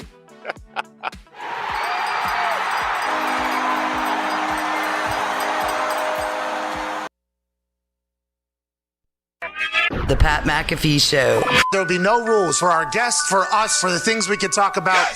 Speaking his mind. I've never had a problem expressing my opinions or my thoughts or anything like that. While being relatable. I haven't had that manufactured fake-ass celebrity that a lot of people have whenever they go on those big networks. I've had a chance to really build my crew, build my following, build my audience. And ridiculous. What am I supposed to do? So I'm supposed to look at something that I can definitely afford and say, nah. Is that what I'm supposed to do? The Pat McAfee Show starts in 3, 2, 1. Welcome back to the Pat McAfee Show. I am AJ Hawk sitting in for Pat today. Pat had to step out for a little bit in LA. Not sure exactly what he's doing. Crush it. Here we go. Probably trying to give away some more money, giving away more millions to people that need some great stuff that he has been doing, obviously, his whole life. But now a lot of it has been pushed to the forefront. So welcome back to everybody that's been around. And we will have Michael Lombardi here at 1:35. Very shortly, though, we will have Pat and I will be going over the whole slate of games and making all of our picks. Any games pop out to any of you guys that you're actually interested in, that you really care about? Bengals Niners. I feel like that's a game that, either team, whether the Bengals. How's Joe Burrow? How's his finger doing? He was throwing yesterday, I believe.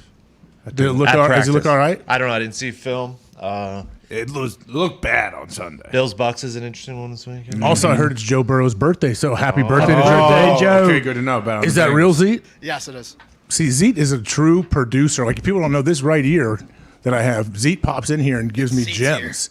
Like, Zeke let me know that Kevin Spacey was in Pat's movie he was talking about. Zeke! Thank you, Zeke. I appreciate you there. That's awesome. Yeah, I guess when you look around, Cowboys boys football team. Cowboys honestly. against Washington is cool just because of what's going on with Big Mike and Ron Rivera. I think that will make it interesting because we want to see, hey, how's that handshake go? Maybe pregame and postgame. Oh, if there is one. What was it? Harbaugh and Schwartz, right? Yeah, right. That was awesome. I don't think they didn't should like. shake. Did they shake? Well, did those guys aggressive shake? Harbaugh allegedly patted him on the back really super hard, hard. kind of like, all right, see ya. You know, they just beat their ass too. And then Schwartz chased him down like 40 yards at least. That was all. Schwartz is a fiery guy. I know a lot of dudes that played for him, coached for him. Great times in Detroit. Where is Schwartz right now? Do we know? I mean, last time I thought he was with the Eagles. He was with Philly for a while. Yeah. I don't know where he is now, but yeah, he was. I played against those Detroit teams. That dude, he's a tough dude, man. His teams, like, I love his defense. I like his scheme. I like how they play. Sometimes it's tough. It's tough to win in Detroit, obviously. He's a defensive assistant for the Tennessee Titans this year. Oh, that makes sense. With Raves and the boys. He was let go from the Eagles, obviously, last year after the head coach was also let go. Pedersen. Oh, okay. Well, I mean, yeah. Who do the Dolphins have? Gump? Bye week. Yeah, all these. All the teams I keep coming up that have a bye week. I guess when you don't hear about them, and the Colts have the bye week, it is nuts. Though we talk about it on the show a lot. When you have a bye week, I forget you play in the NFL. Is this Pat's like the worst time ever for the Dolphins to have a bye because they are so hot? Pats too. Pats have a bye this week too. Yeah, but I mean, I agree with Ty. Like, definitely because we are hot. But I mean, Damian Harris got hurt. Adrian Phillips got hurt. Kyle Duggar got hurt. It's different too. The Patriots, although they have new pieces, the Patriots know how to win. Yeah. Like, they expect to win. The Dolphins, they expect to win, but they don't really know how to win yet. Under this whole Brian Flores, they look great. They can make a run, but I feel like they're just starting to grow into that to where, hey, we're going to be a real team. Well, in the Bills, like, I don't know if this matters. You can probably speak more on this, but like, after the Patriots beat the Bills and then Sean McDermott just goes and buries basically everybody on the team, like, is there any chance that causes some dissension? And if they lose to the Bucs and kind of fall out of the playoffs and all of a sudden they kind of spiral, do you think that'll come back to bite him in the ass and the OC will leave and he might get fired? Jeez. I mean, when you can always, like, look back afterwards. If it does happen, it does play out that way, then that's the narrative, and it'll be like, man, the Bills, the expectations we had for them coming into this year are sky high. That's why it's always about managing expectations. Maybe, I don't know, maybe the Bills just feel like they're underachieving, or maybe people that are really close, what if they're like, yeah, this is kind of who we are right now? Is there anything they can do to, like, shore up that run defense, though, at this point in the season? Like, don't you kind of know after a performance like that, and then against the Colts, it's like, hey, if this happens or comes at us in the playoffs, like, we're gonna be in trouble, especially if they're not playing in Buffalo. Yeah, you can try to come up with stuff. You can have the old coach speak, we just got to be sound, be disciplined, and play gap sound football and nobody peeking. You can say that, but then once you get into the heat of the game, like when I was watching the game last night and I see the Steelers getting gashed all first half, really most of the game in the run game, like, I felt for those dudes, because when you're out there, like, I've been a part of games where you can't stop the run. And not only, like, the running back, Dalvin Cook, absolute stud, very physical, fast as hell, breaks tackles, love it. But when you're getting gashed like this, you just, it's terrible. There's no, what it takes. Like, okay, if we all do our job and we don't peak and we don't get dominated and we win our one-on-one matchups, we're going to hopefully have a chance to stop the run. It'll put you in position to make the tackle. You just have to be there to make the tackle. But also, offenses can do things at times where they want to make your corners tackle. Yeah. Teams will do that against us. I know when I would play, where they would do whatever they can, get into the final formation to make a small guy tackle a big dude. And that's what they want to do. And they were trying that sometimes last night. But they can do whatever they want. The Vikings, when you can block like that, create holes that Zeke will run all day through, Diggs will run all day through. And then, what are you supposed to do? I don't know. You're an elite athlete, Diggs. I know. Thank you. Zeke is, he's above an elite athlete. He's been on ESPN. Superior. Quick feet Zeke. But then in the fourth quarter, they fucking had like 5 tackles for loss. Like, is that just Minnesota shitting their pants? Or is that an adjustment that was made way too late? I'm sure it's somewhat of a little minor adjustment here or there, but it's just dudes making plays. It's guys, they got the momentum. You feel it. Like, you could feel that the Steelers had a ton of momentum, and the Vikings are like on their heels, basically thinking like, oh, let's not mess this one up. Like, I do not want to lose this. Funny thing happened. I was coaching a basketball game last weekend. Oh. We were up. How are the Tigers doing? We're not the Tigers right now. That was our football squad. But we were up 9-0 later in the game, end of third quarter or something. 9-0. Not a ton of buckets. And it's fifth grade girls. Fifth grade girls playing on 10-foot hoops. Defense. Yeah. First game. Our defense. So shut out. We're looking at. I'm looking at our assistants. I'm like, we're gonna this. Let's do this, man. Let's get a shutout. First game of the year. Shutout city. Here we go.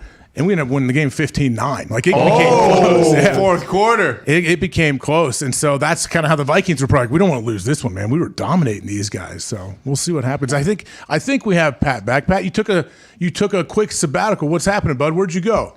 I just had to run a country mile out here in LA, dude. So I thought I canceled the weed delivery for oh no today, and when I went to the store last night, I didn't. So now, I got a call. I thought I canceled it, by the way. I think I did cancel it, but a driver showed up. I didn't want to get in bad relations with the MedMen people, so I just had to sprint 4 miles from my room down to the lobby because it's one of those big square hotels, AJ. Yeah.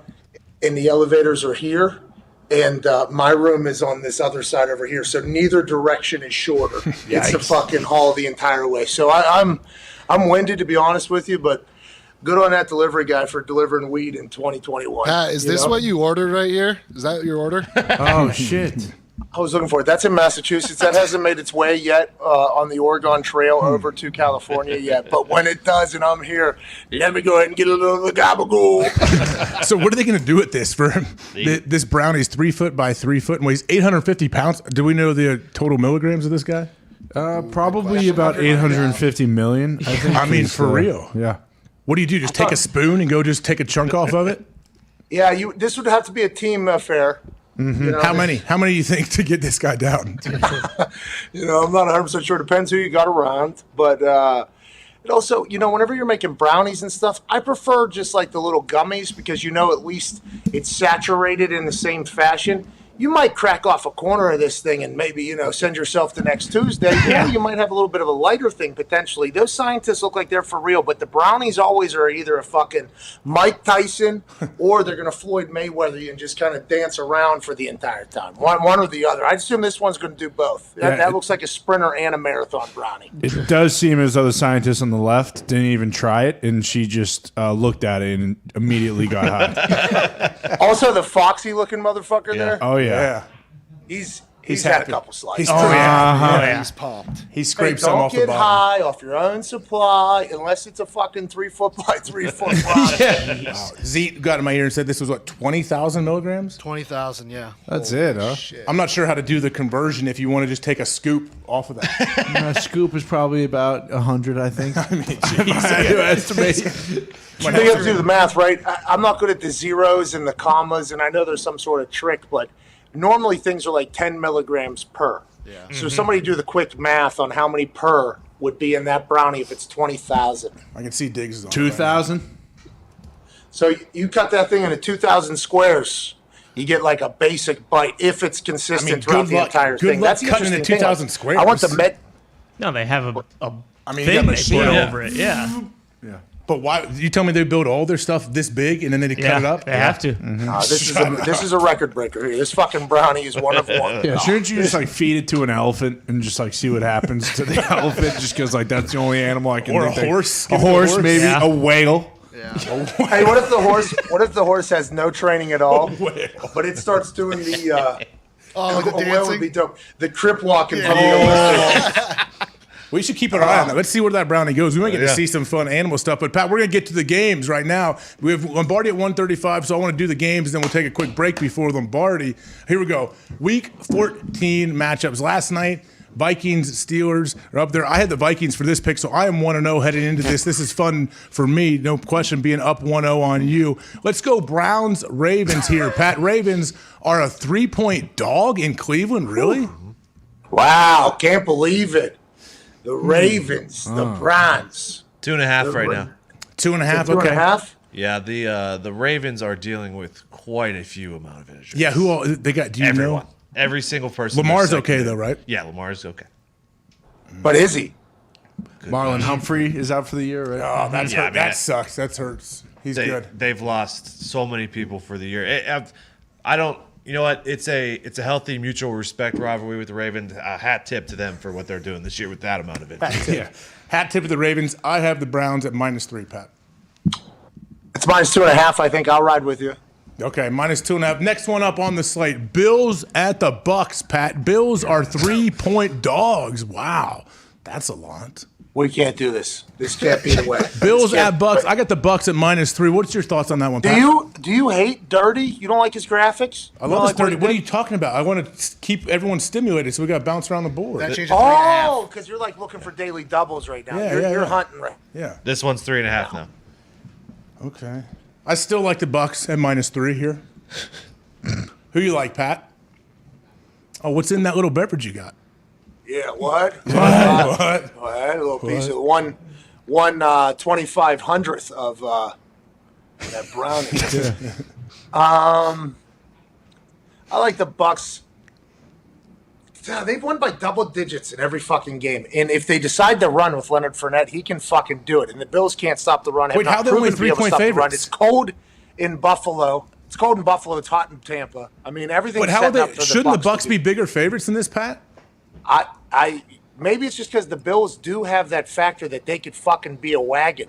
Yeah. You know, if they do put it together, you're right. People can see them. It's not crazy to think the Bills could win if they actually but play Tom like we will thought run they it. could. Tom will run that thing 30 times, 20 times. He's not scared to do that. I don't think. Do No, you think Bills so? are +3 just because they lost to the best team in the AFC, I think.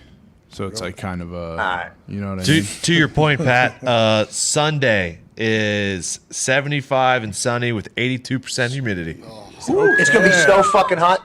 It's going to be so hot for the Buffalo dudes. Give me the Bucks. Give me the Bucks. Okay, we're on the same page right now. All right, Jags at the Titans. Jags are 8.5-point dogs headed to Tennessee to take on Braves and the Titans. What do you think?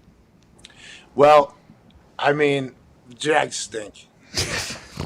All right, so Braves ain't going to lose to no chop ass. Oh, can they find a way to lose by 7? Maybe, but I'm never going to pick them ever again. You know? So I'm going with the Titans. I got Titans -8.5 as well. Okay, next one up. Saints at the Jets. Saints are 5.5-point favorites. Okay, who is the Saints quarterback? Who is the Jets quarterback in this game? Taysom Hill's playing through the mallet finger, right? I'm sorry, Yes. David. Who's got the Jets, Diggs? It's Zach Wilson. Okay, good. Oh, okay, this makes it a bit intriguing. Okay, I want to know your pick here, Pat. I don't know, because Taysom might run it 40 fucking times, right? And Zach Wilson, we know nothing about that dude, right? Man. Still. Yeah, I don't know anything about the Jets, I feel like. I saw one good drive with... Continue, you're good. I am good. Is the stage good? Everything's great. Yeah, you're there's back. a dent in it. Now, you look really professional over there, dude, by the way. I'm taking the Jets +5.5, Pat. All right, give me the Saints -5.5 then. Here we go. I mean, I don't know if I do. I'm just trust my instincts. Okay, Raiders. We know at nothing Chiefs. about either team. We don't know shit about either team, except for the Saints have a great defense. Give me Yeah, the I know. Saints. That's what. Yeah, whatever. I'll take the Jets. I want to make it fun. Okay, Raiders at Chiefs. Oh, hey, good on you. Raiders at Chiefs. Raiders 10-point dogs. This is a little bit of an intriguing matchup here. I'm not sure what I'm going with. What about you? Give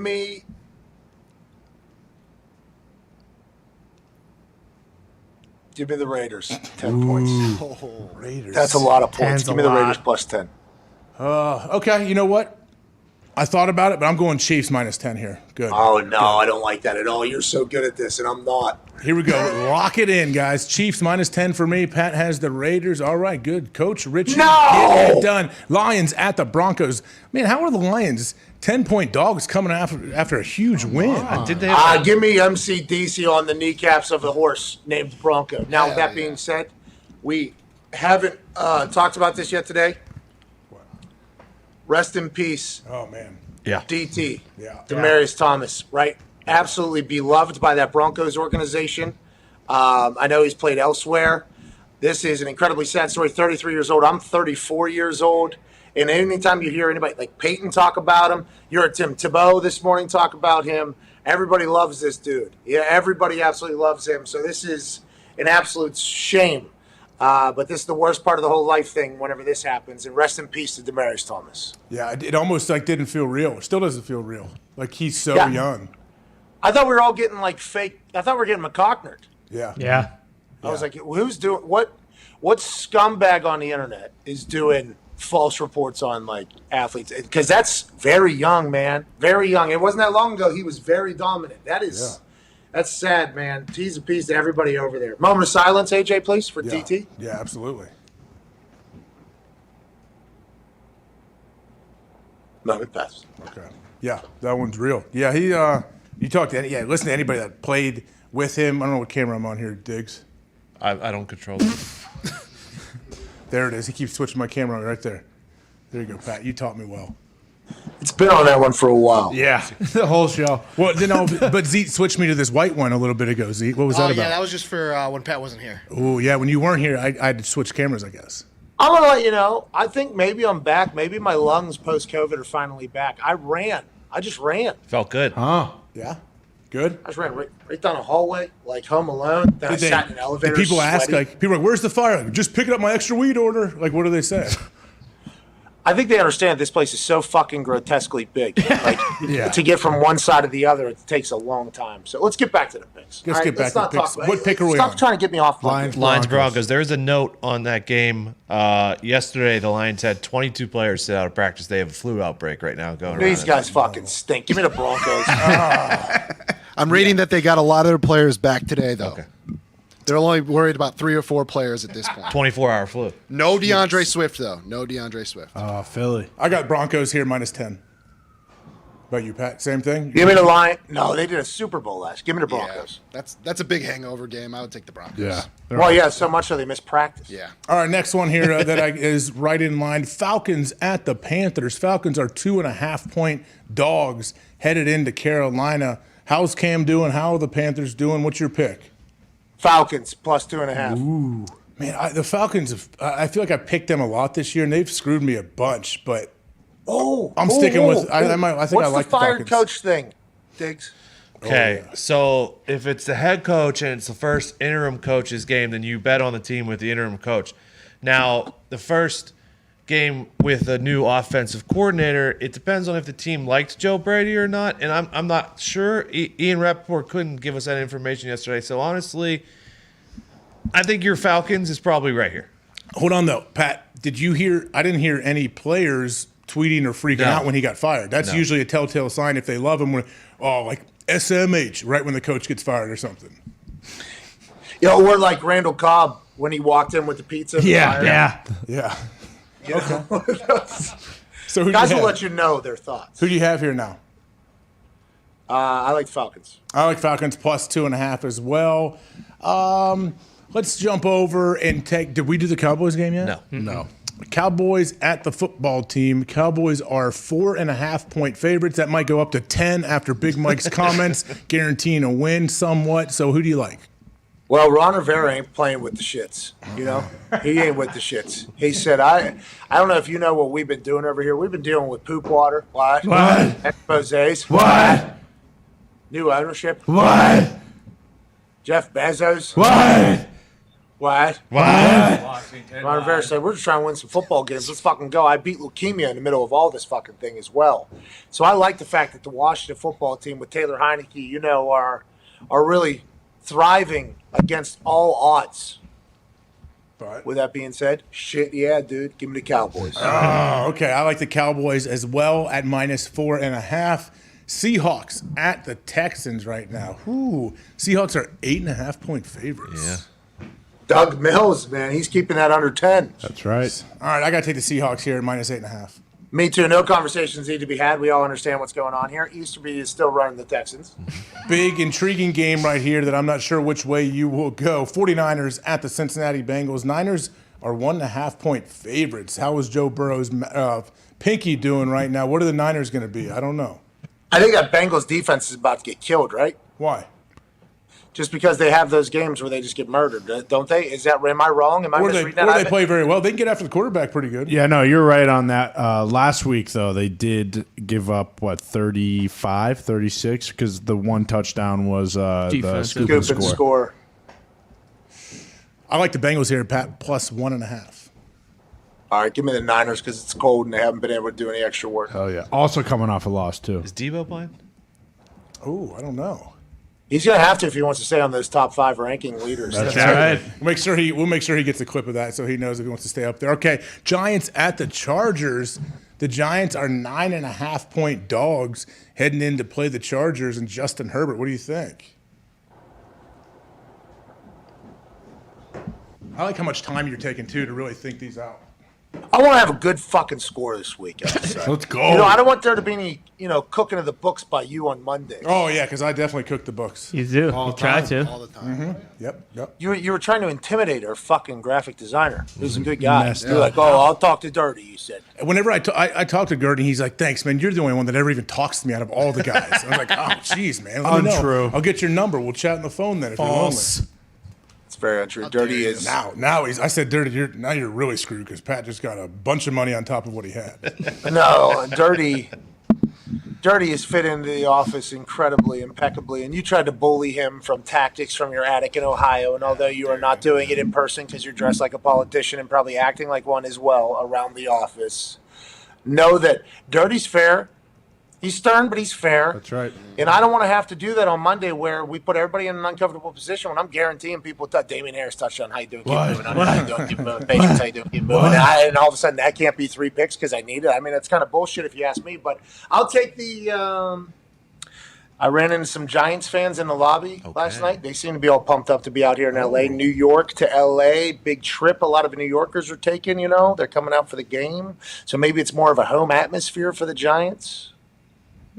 So who you picking? Skycam, I think, is starting. No, I believe. Oh, okay. Give me the Chargers.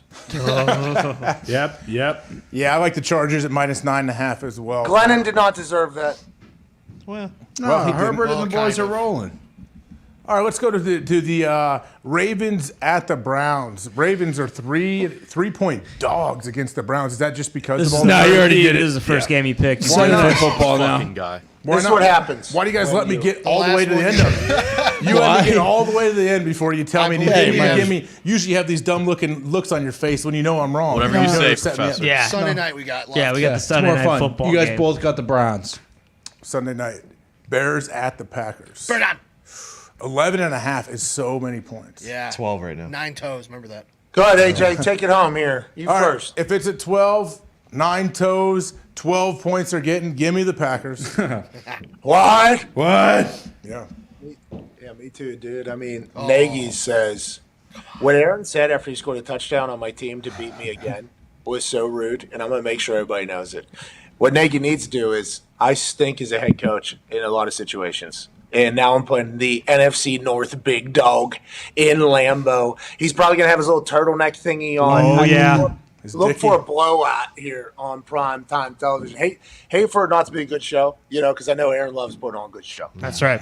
I know Aaron loves putting on a good show. But I think it's going to be a blowout. And also, I've picked with the Packers basically every single time, and they're doing pretty good, and our conversations are going good. I mean, life's pretty good. I think I'm just going to go ahead and keep riding that. You look awesome. I picked mostly Packers as well. I think I when I picked against picked them, against, I got killed. You did. Yeah, I got killed First week. I got to. I mean, I'm not a homer, man. I got to make that everyone. Well, you have been ever I since. trusted my instincts. I believe I picked against them with their opening game this year against the Saints, but I think my connection cut out before I gave that. Yeah, I don't remember that. Right?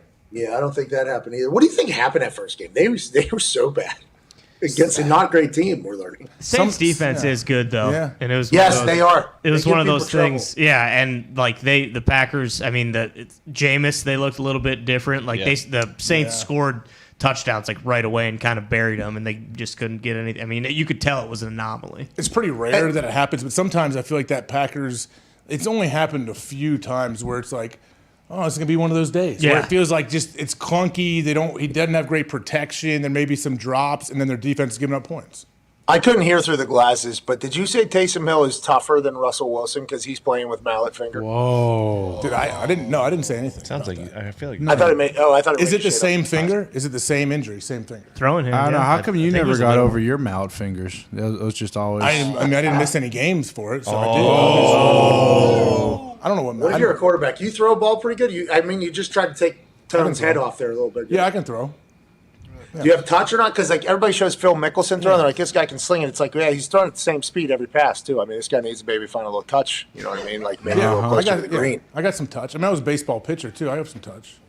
I didn't know you were a pitcher. So explosive. You were just sawing him down over there in Centerville, or what? I mean, I loved. I really enjoyed pitching. Just you gotta every once in a while it's tough to dial in that accuracy. Every once in a while, I start throwing behind dudes. Well, no, I always said if I got down 3-0, I'm throwing at the person because I'm not going to throw 3 straight strikes. So you're getting hit right in the back, most likely. And speaking of that, we're going to hit another break here. We have a hard break. Michael Lombardi. You're going to feel this walk. Yeah, just if you want to take a charge, be my guest. I'm not going around you. So you're going to take a charge. And that's why I didn't play basketball past high school. But we'll be back. Michael Lombardi on the other side. You are such a fucking meathead. Plenty of other great things. Look alive, Diggs. Oh, my God. No. Come on back. I did not mean for that to happen. Come on back, guys. What happened?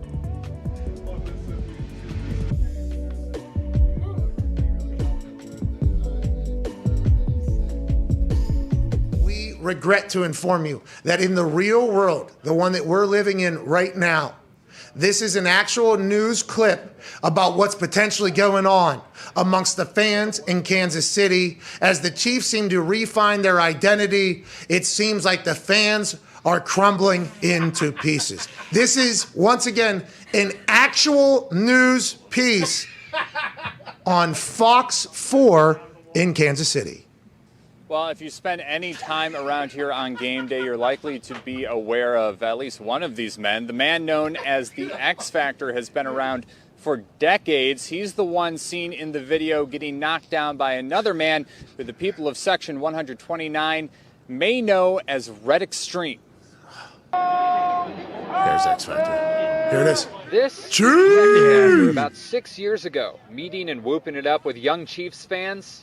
And this is X Factor today. Oh, no. What? Only recognizable by his foam hat. What? The Broncos colors from the hospital. They kicked me out of Arrowhead. First time ever X Factor's been kicked out. Third person. We don't have permission to show the video of the X Factor falling after an apparent punch, but it has nearly 1 million views on Twitter. The X Factor explains what happened from his perspective and who is involved. He's my old apprentice. I actually made him famous. Gave him the name Red Extreme. I saw him come run up the stairs at me, and he had that look, I'm going to kill you. And so I tried to grab his jersey to stop him and talk to him, and he, like the movie Friday, he deboed me one punch, and I saw stars. They took me to triage at Arrowhead, checked me out.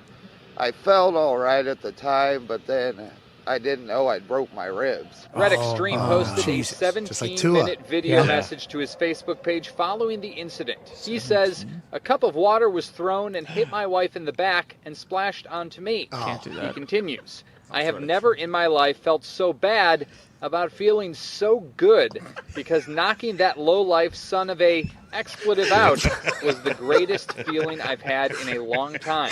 My problem is it happened inside the stadium, and I never imagined in my life I would behave in that manner in the stadium." He also accuses the X Factor of being inebriated. It says that I'm a meth addict, which I'm a cocaine addict and alcoholic. I've been clean for 4 years. Okay. He said I threw a water bottle at him, which I didn't. And I flipped my car a week ago Tuesday. So it's been a wild week. What? Wait. This makes me stronger. Jesus was persecuted. Of course. I'll come back fighting. Is looking to press charges at this point, but throughout the day we did try to connect directly with Red Extreme, but were turned down. However, immediately before our broadcast we spoke by phone, and he stressed that anything that the X Factor says should be taken with a big dose of skepticism, and that he himself actually stepped away from the superfan community because of his distrust and distaste of X Factor's behavior. Wow. All right, Jacob Kittle. Thank you, Jacob Kittlestad. Thank you, Jacob.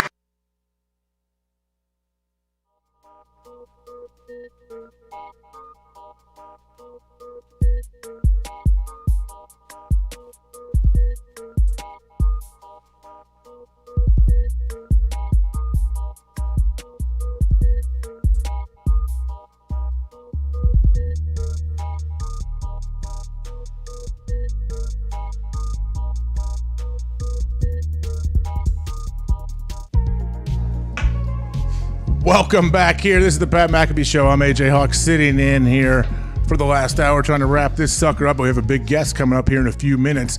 And Pat McAfee is out there in LA. He's joining us. I can't lift my arms, though, with my jacket. That's the only problem. Real limited on where you can throw it. I am not like Gronk right now. I do not have a big catch radius when I wear this jacket. But you know what? We can figure it out. What do you want to ask Lombardi about, Pat, whenever he gets on here? I'm going to thank him. I'm going to thank Lombo a little bit, you know, and then I'll let you kind of guide the conversation where we want to go. I mean, the Patriots chatter is something real. Joe Brady conversation. Yeah. Real because he has a son that coaches down there. But I asked him for some advice before the first negotiation, and it was fucking powerful. It was powerful what he told me. It was he's I fucking love Lombardi. Man. Can you tell us what he told you? I'll wait until I don't know if he I don't know because he does a lot of speaking. I don't want to take his. You know what I mean? I don't want to take his. I think he's actually down in Texas doing a speaking gig for ExxonMobil or something like that. That's awesome. He awesome. just did. Mm-hmm. Can I sign up to speak for ExxonMobil? They got plenty of cash to pay you. I know that. You probably could, but you charge $20,000 to $30,000. Oh yeah, I saw that's that. right. For what happened? Asshole. What happened?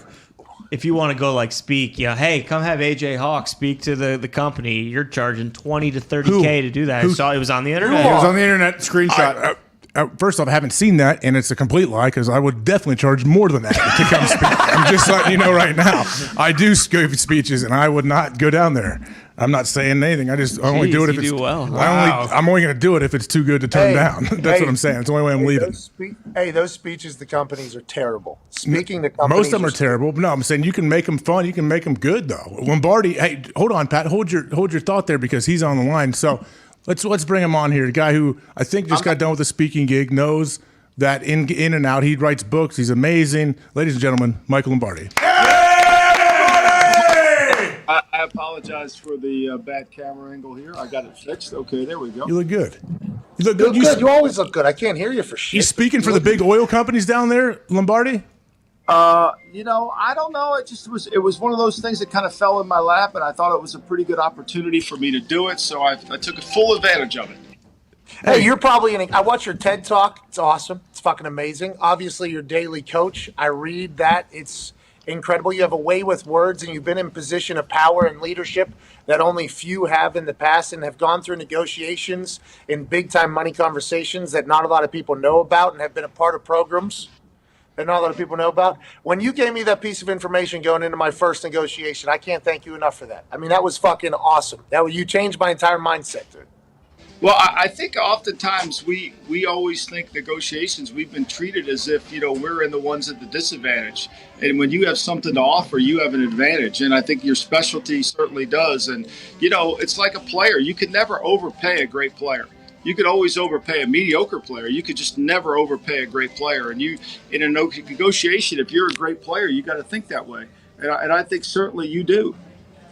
It was awesome. You also, and I don't want to give away too much of your business sense for free to people, but you told me, you said, hey, if they counter, they're saying that your number's wrong. And that was a complete mindset changer for me. It was like they're saying that your number's wrong if they counter to you. Just something to think about and remember that. Yeah. And that's going to happen in every negotiation and shit. Yeah, I think when you put a number out there, especially considering that you're doing it so far in advance, that you've given thought, and like a player comes to you and says, hey, I want this, the market is pretty well set. You know what the market is. And so, and remember, time equals money. So when you're signing a contract before your contract's up, you're basically giving a discount. So there's got to be a little bit of a value added to that. So I'm extremely happy. I don't think I helped you very much. I think it was all you, but I am extremely happy to be a part of it. It was awesome, AJ. Sorry about that. That is awesome, but also you want to negotiate when things are going well too. That helps a lot. And things are always going well for you right now. Hey, for show money, mo money, no money. Yeah, there's a potential couple things there. You got to weigh in. But I appreciate you, Paisan. Sorry, go ahead, AJ. I'm here to help. Whatever you need, I'll always help you. You know that. It's my pleasure. I think it's good. And then what you did for charity, I think is really incredible because it's like when Melfi told Tony Soprano, you can't eat all the ravioli, all the pasta. Like You can't have it all, right? And I thought that was just so generous on your part to be able to come back and give back to people that need it. I think that's really touching, and I think we as a society, especially around Christmas time, we need to understand that the gifts aren't for us; they're for others.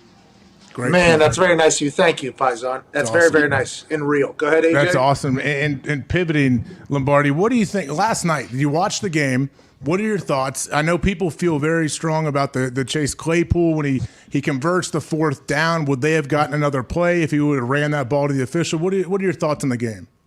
I was cursing Mike Zimmer for not running the ball on that last 3rd down he had. Like he cost himself all that time, and so for me, that was one of the biggest mistakes in the game. You could pick on Claypool, but I thought that Zimmer, really his mismanagement at the end of the game was really a problem. And he looks like Al Capone when he gets that back. Yeah.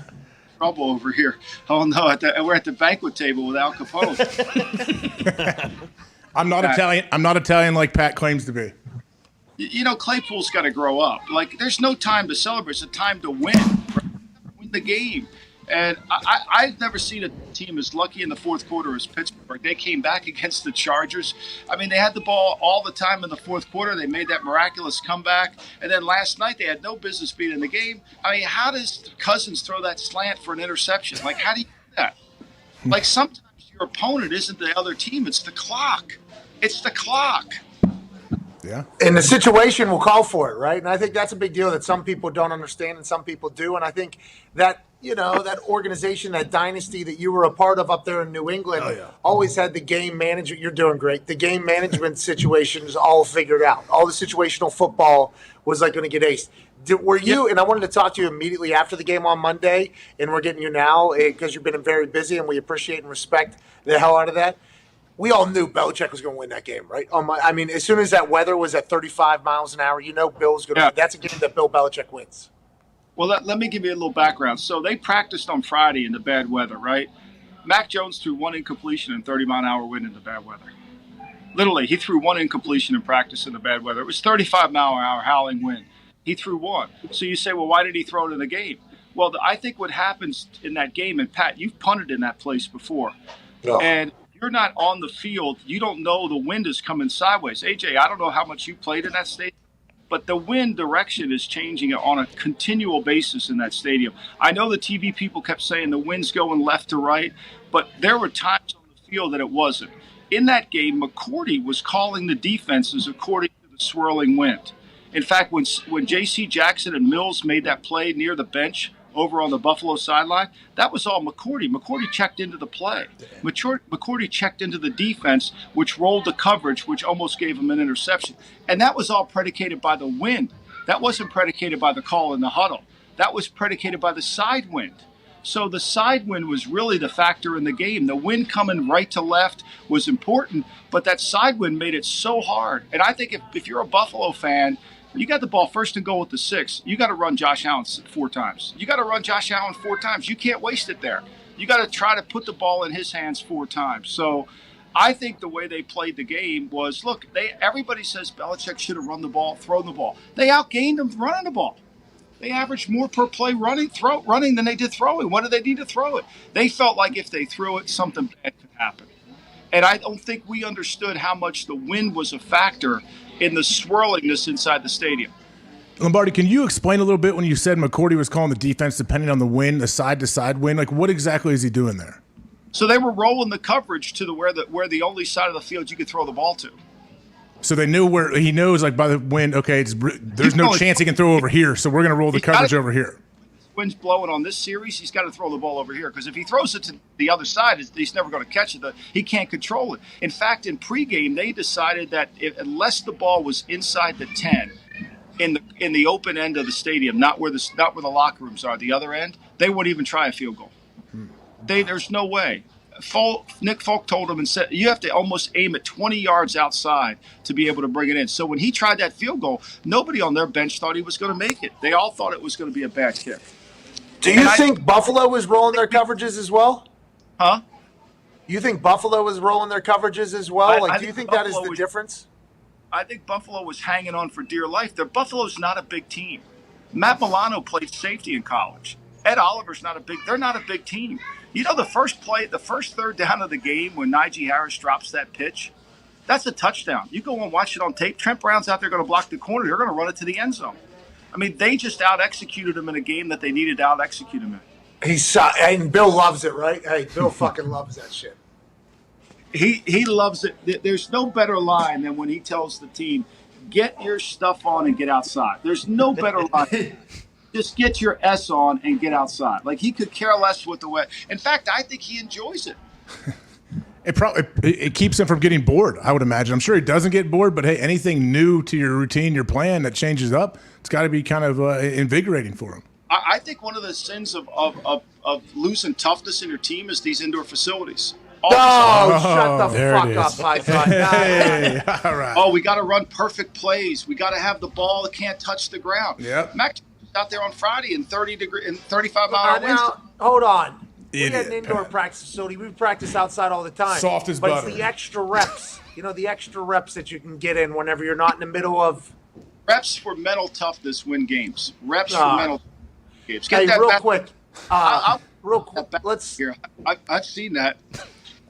All right, let's talk about. I don't want to get hit with a bat either. Let's talk about the other Lombardi, Joe Brady, down there down in Carolina. Was this expected? You think this came out of nowhere for a lot of us? I guess there was no real reaction afterwards from anybody on the team, so I guess this was kind of expected. And yeah, I think that the two of them. I think Matt Rule had an idea of offense. I think Joe Brady had an idea of offense. I'm not sure they were aligned all the time. I think how'd they get hired then?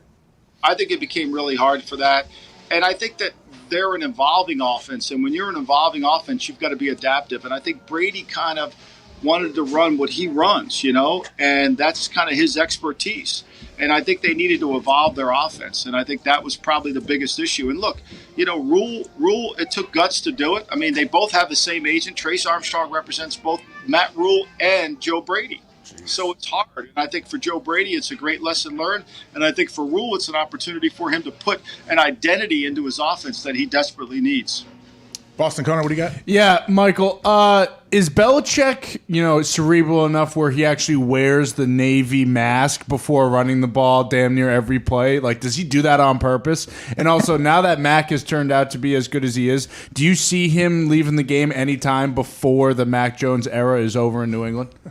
I think they're having so much fun up there right now. I think they like their team. I think their team is just really a bunch of good guys. And Pat, you know this. AJ, you know this. When you have a team that everybody likes one another, it becomes a much better team. There's a camaraderie that's built within that locker room, and you could feel it. I mean, there'll be a hard game when they play Indianapolis next week, but there's a sense of mental and physical toughness. I think he's really enjoying it. And look, Mac Jones is only going to get better.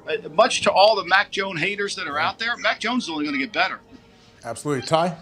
Michael, when you look at the NFC West, like the Cardinals, I know you've talked about like you're finally a believer in them. What about the Rams? Like, I mean, is there any hope that this team's going to make a deep playoff run?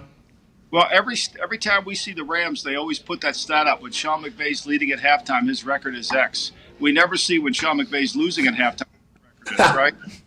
All right, so I team where I really believe this, and you guys can disagree. I think Matthew Stafford has been such an easy solution for them. They've lost their identity on offense. Now, last week they got it back with Sonny Michel running the football, but they got to get more physical. Their offensive line isn't good enough to pass protect 50 plays. Matthew Stafford will get killed. And they protected Goff by running play action and running the ball because they knew Goff couldn't throw drop-back passes. But now Stafford can throw drop-back passes. They've kind of lured themselves into this trap where they think they can solve all the problems. And I don't think he can. They've got to get more physically tough. And then defensively, I mean, they've got three great players, but I think they have a hard time stopping anybody. You don't have to throw the ball to Jalen Ramsey's side. You can throw it to the other side. Diggs has something in a second, but Lombardi, can you get more physically tough in the middle of a year? I don't think you can. I think it's hard. I think you got to go outside and practice. You got to stay out of that bubble. Yeah, you heard that, Pat. What do you got, Diggs? Lombo, there about was the practice. It's the extra reps. Lombo, there was a report, I believe, yesterday or something like that. I don't know how true it is, but the conversation that Russ Wilson would potentially waive his no trade clause for the Giants, the Broncos, and there was a third team. Do you think it's time that they do potentially blow it up in Seattle? Well, I mean, I don't know. Pete Carroll talked about the Jamal Adams trade like it was beneficial for him. Like, seriously, Jamal, you paid him $16 million. You're paying him like a top line player, and he doesn't impact the game. And you gave up 2 number ones for him. Like, I don't know how that was a good trade. Your defense is one of the 32nd and third down defense. You're paying him all this money. I think they have to rebuild their team, but they have no assets to do it. If you trade away Russ, where are you going to get a quarterback from? Who's your answer? Who are you getting? Are you trading for Jimmy Garoppolo? Are you trading for Jared Goff? I mean, what are you doing? I don't know. I think it's a complicated issue for Seattle.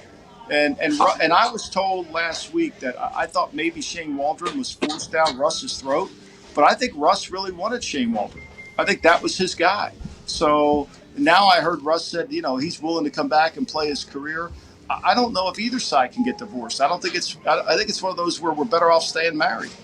How about, which is fascinating to look at it because Pete is getting older. Not that he's not going to be able to coach forever because he's in incredible shape, but a blow up would be insane over there. They're saying there's no good quarterbacks coming out of college or whatever. Kenny Pickett's number one. They banned sliding, by the way, because of him. Way to go, Kenny. Hey, baby, Kenny. Anytime you Fake become a sliding. rule, Fake sliding, right? Yeah. Just fake sliding is banned. Yeah, mock sliding, fraud sliding, whatever the case. Anytime you become a rule, that means you did something sweet. But are any of these veteran quarterbacks going to actually move, you think, or is it all going to be a bunch of talk, all bark and no fucking bite? Is this not a dog mentality or what? Is this because I feel like we're going to get excited for a bunch of veteran quarterbacks to move, and it's not going to happen? It's a hard quarterback market. I mean, you still got Deshaun's going to be out there, and what happens with Tua? Because Tua's played better in the last. Do they make the trade? Is Tua become available? What happens with all these other ones? I mean, you're sitting there. You're in the Andy Dalton business. Do you really want to be in that kind of business? I don't think you do. So, the college draft isn't going to be a solution for some of these teams. The Eagles have 3 number ones, right? And there may not be a quarterback to draft. They may have to continue on. And that's what shocked me. Why Gardner Minshew wasn't viewed as a better player than he was, I have no idea. Because Gardner Minshew, to me, was a little bit less than Baker Mayfield. A little bit less. Not as good as Baker, but similar to Baker and what he could do. Now, I don't think Gardner can do it for 16 games. I think it wears on his body. But I think Gardner has instincts like you can't believe. Hey, last thing for me, Lombardi. What about Loves the Browns? ball. What about the Browns and Baker Mayfield? Like, what is their what's it going to look like the rest of this year? And then also, what do they do in the offseason? Well, I mean, I don't know how I would pick up Baker's option and draft a quarterback. That's what I would do if I was Cleveland. First round? I would try to find one. You're going to look, you can't replace one until you start looking, right? You can't replace one until you start looking. So they better start looking. They should have drafted one this year. I mean, a couple teams. And I think Baker's got to look. The Browns only score when they make big plays. They don't move the ball down. Even though they have a great runner in Nick Chubb, and he's fabulous, they've got to make big plays. Look at their score sheets. Look at how many points they scored. 17 against Denver, 10 against Baltimore, 10 against Pittsburgh. They don't score points unless they make big plays like the Charger game or like when they played the Bengals and the Bengals turned it over. They don't score. So for Baltimore, even though their secondary's beat up this week, Baltimore's got to make them work the ball down the field. And Baker's got to prove he can throw a drop-back pass game, something I don't think he's ever proven yet. Yeah, well, hey, it'll be fun to watch it play out. And people in Cleveland, I don't know how they feel about Baker and the rest of the team right now. But, Lombardi, I really appreciate you coming on here. Thank you so much for everything, and thanks for the advice you gave to Pat. Oh, yeah. No, Pat, I did nothing for Pat. He's just being nice to me. Pat did it all himself, and you guys did it all. Congratulations to every one of you. You guys, it's a team effort. That's the beautiful thing about it. The name on the front is more important than the name on the back. That was my whole talk to ExxonMobil. The name on the front's more important than the name on the back. The brand is more important than anything. Did you say do your job? Keep the valves closed in the ocean. Do your job. Everybody just do your job. Just pay attention to your job. We're going to be great. Awesome. Well, hey, ladies and gentlemen, Thanks. Michael Lombardi. Thank you, Lombardi. Thank you. He's always good. So much information. He's the show's uncle. Is he? He's Uncle Lombardi? Uncle Mike? Uncle Lombo. Uncle Lombo. Yeah. That Hey, makes by the sense. way, you try to say I'm not Italian, then I just shoved this fucking thing. What do you think that is, dude? Does that instantly make you Italian? Yep. You tell me. I'm asking you. I'm not telling you anything. Well, does this tell you anything? Come on. Come on. Hey, how's Chuck doing? How'd Chuck do in the bike race? Oh, he said it was challenging. And then he said he got back into service. He saw the video. He sent me a text. I think he was in the middle of like very tired state. And he watched the video for like 17 minutes or whatever. And then he sent a text. And I think they got back out on the road. Do you think there's ever a chance that one day you'll get into that? Maybe like the mini triathlons or like you want to be a marathon race guy? Yeah. I don't think so. The knees. Maybe like then just the swimming part of the triathlon. The ear. Oh, yeah. You got that. You popped that eardrum, what, 14 years ago? Thing never healed, bro. I'm an anomaly, bro. It's supposed to heal itself. Hey, I almost need a skin graft. What? I mean, you are a warrior, and look at where you have come from that moment. That's amazing, man. In a 4-star hotel here, huh? Hey, what about the lake? You ever get in the lake over there? That nice big lake house you have now? So actually, with the lake water, there has to be a shower so nobody gets into the pool with the lake water because how disgusting it is. I guess nobody swims in the lake that I live on. I guess it is not good water. It's like worse than Pittsburgh River somehow. I don't know. Is there a bunch of dead bodies in there? That's all I know. Well, it's big. Don't people have like? I would assume people are wakeboarding and skiing and tubing and stuff. Oh, yeah, there's a lot of tubing, but ain't nobody deciding to go down. You know what I mean? Okay. Well, that's all right. Who cares? And you can still go out there and have fun. You have a boat yet? Not yet. I'll probably get a couple jet skis, maybe a kayak. What? And I will. Also, there's this whale thing that Nick sent me that I might get. It kind of dives in the water and out of the water. There's like a hovercraft I might get as well. I mean, I might be the talk of the get lake. Get the Zuckerberg hydrofoil surfboard. Oh, yeah. All right. I mean, with the thing he did up there in the Michigan Lake. Yeah, with a and shit then ton of sunscreen. Put a bunch of zinc oxide on your face and cruise around and get pictures taken of you. Zinc oxide. Isn't that what it is when you have all this stuff? Yeah. But he had it on his whole face. Whole face, yeah. Weird. Whole face. Well, hey, Pat, we're wrapping up this Feel Good Friday. You have anything to say to all the beautiful people? Thank you all so much. I got about 2 hours of sleep. I'm probably not going to make it to SmackDown tonight. It should be fun. Let's have a great weekend. I hope you all win all your bets. I'll see you on Monday. Yeah, well, good thing is we have 20 seconds left anyway, Pat. But, you did a good job. You did a good job from that hotel room over there. I guess I should have taken you a little deeper, closer to the heart out maybe. We got about 12 seconds right now, 10. But you know what? Everyone come back Monday. Pat will be here Monday. After hours coming up here. Pat, everything you're doing is awesome. Appreciate it. Thank you, See AJ. guys. Thank you, AJ. AJ. After I can hours. only see the minutes here, True. I mean, AJ was going to count down from 15, but he decided to just do 12 and 10. What was the plan there? You're going to count down every number there? 10 seconds. I was thinking of throwing it back to you, but I want to tell you how much time you had left if I did throw it back to you. So Zito's so incredible at like juggling what's on the screen, what's on my screen, what's on your screen. Every once in a while, he'll cut to the actual clock. Yeah, like, I I'll know. actually see the clock. It's unbelievable. He fucking spins 100 plates. Zeke does that if I'm doing it from home. Yeah. He'll usually show me the clock on my That's on screen me. so I can try to see it. I mean, he's a true professional. Isn't it interesting? I at least get to talk like with the boys. You're just speaking to an empty wall. It's not as awkward as I thought it would be. I've done this a few times now. It's Yeah. not as awkward as I thought. It feels like I'm there with you guys. Yeah, I believe me. When it is weird sometimes if I'm like at a hotel or something. It's not as good. Like when I'm in my attic in my little space, that feels like home. I feel like I am with you guys. How about Starbucks, like Lombo? Oh, yeah. Yeah. Is that where he was? Oh, yeah. Those Starbucks? Hey, he hates being on that camera all alone. Oh, yeah. What do you He looks mean? away. He started doing like a side. Yeah. Yeah. What, you mean all alone? He likes being on with other people, but not by himself? Yeah, so like you can see that with Aaron sometimes. So like when Aaron's talking sometimes, you can tell he doesn't want to be the only person. Oh, on when we screen. cut to the solo shot, the one shot. Oh, Yeah. okay. So like it's always like this. It's always like a balance, legitimately, on like who, like does it look like they're comfortable or not whenever they become the only shot. It's Like that's a also real delayed, thing that has too. to happen to make sure like we don't automatically scare them the fuck off. You know what I mean? I guess I've never really thought about that. Does it make people? Yeah, I guess they start looking at themselves and they're like, "Oh, this is weird." It might have been Yeah. just on Lombo, but did you happen to see AJ try and smash the side of the desk with the baseball bat? Or no? No, how about when he had the little pump action? Yeah, the BB Rifle? gun. Yeah. Is that after the You got bat it. to the desk? Spit it out. What?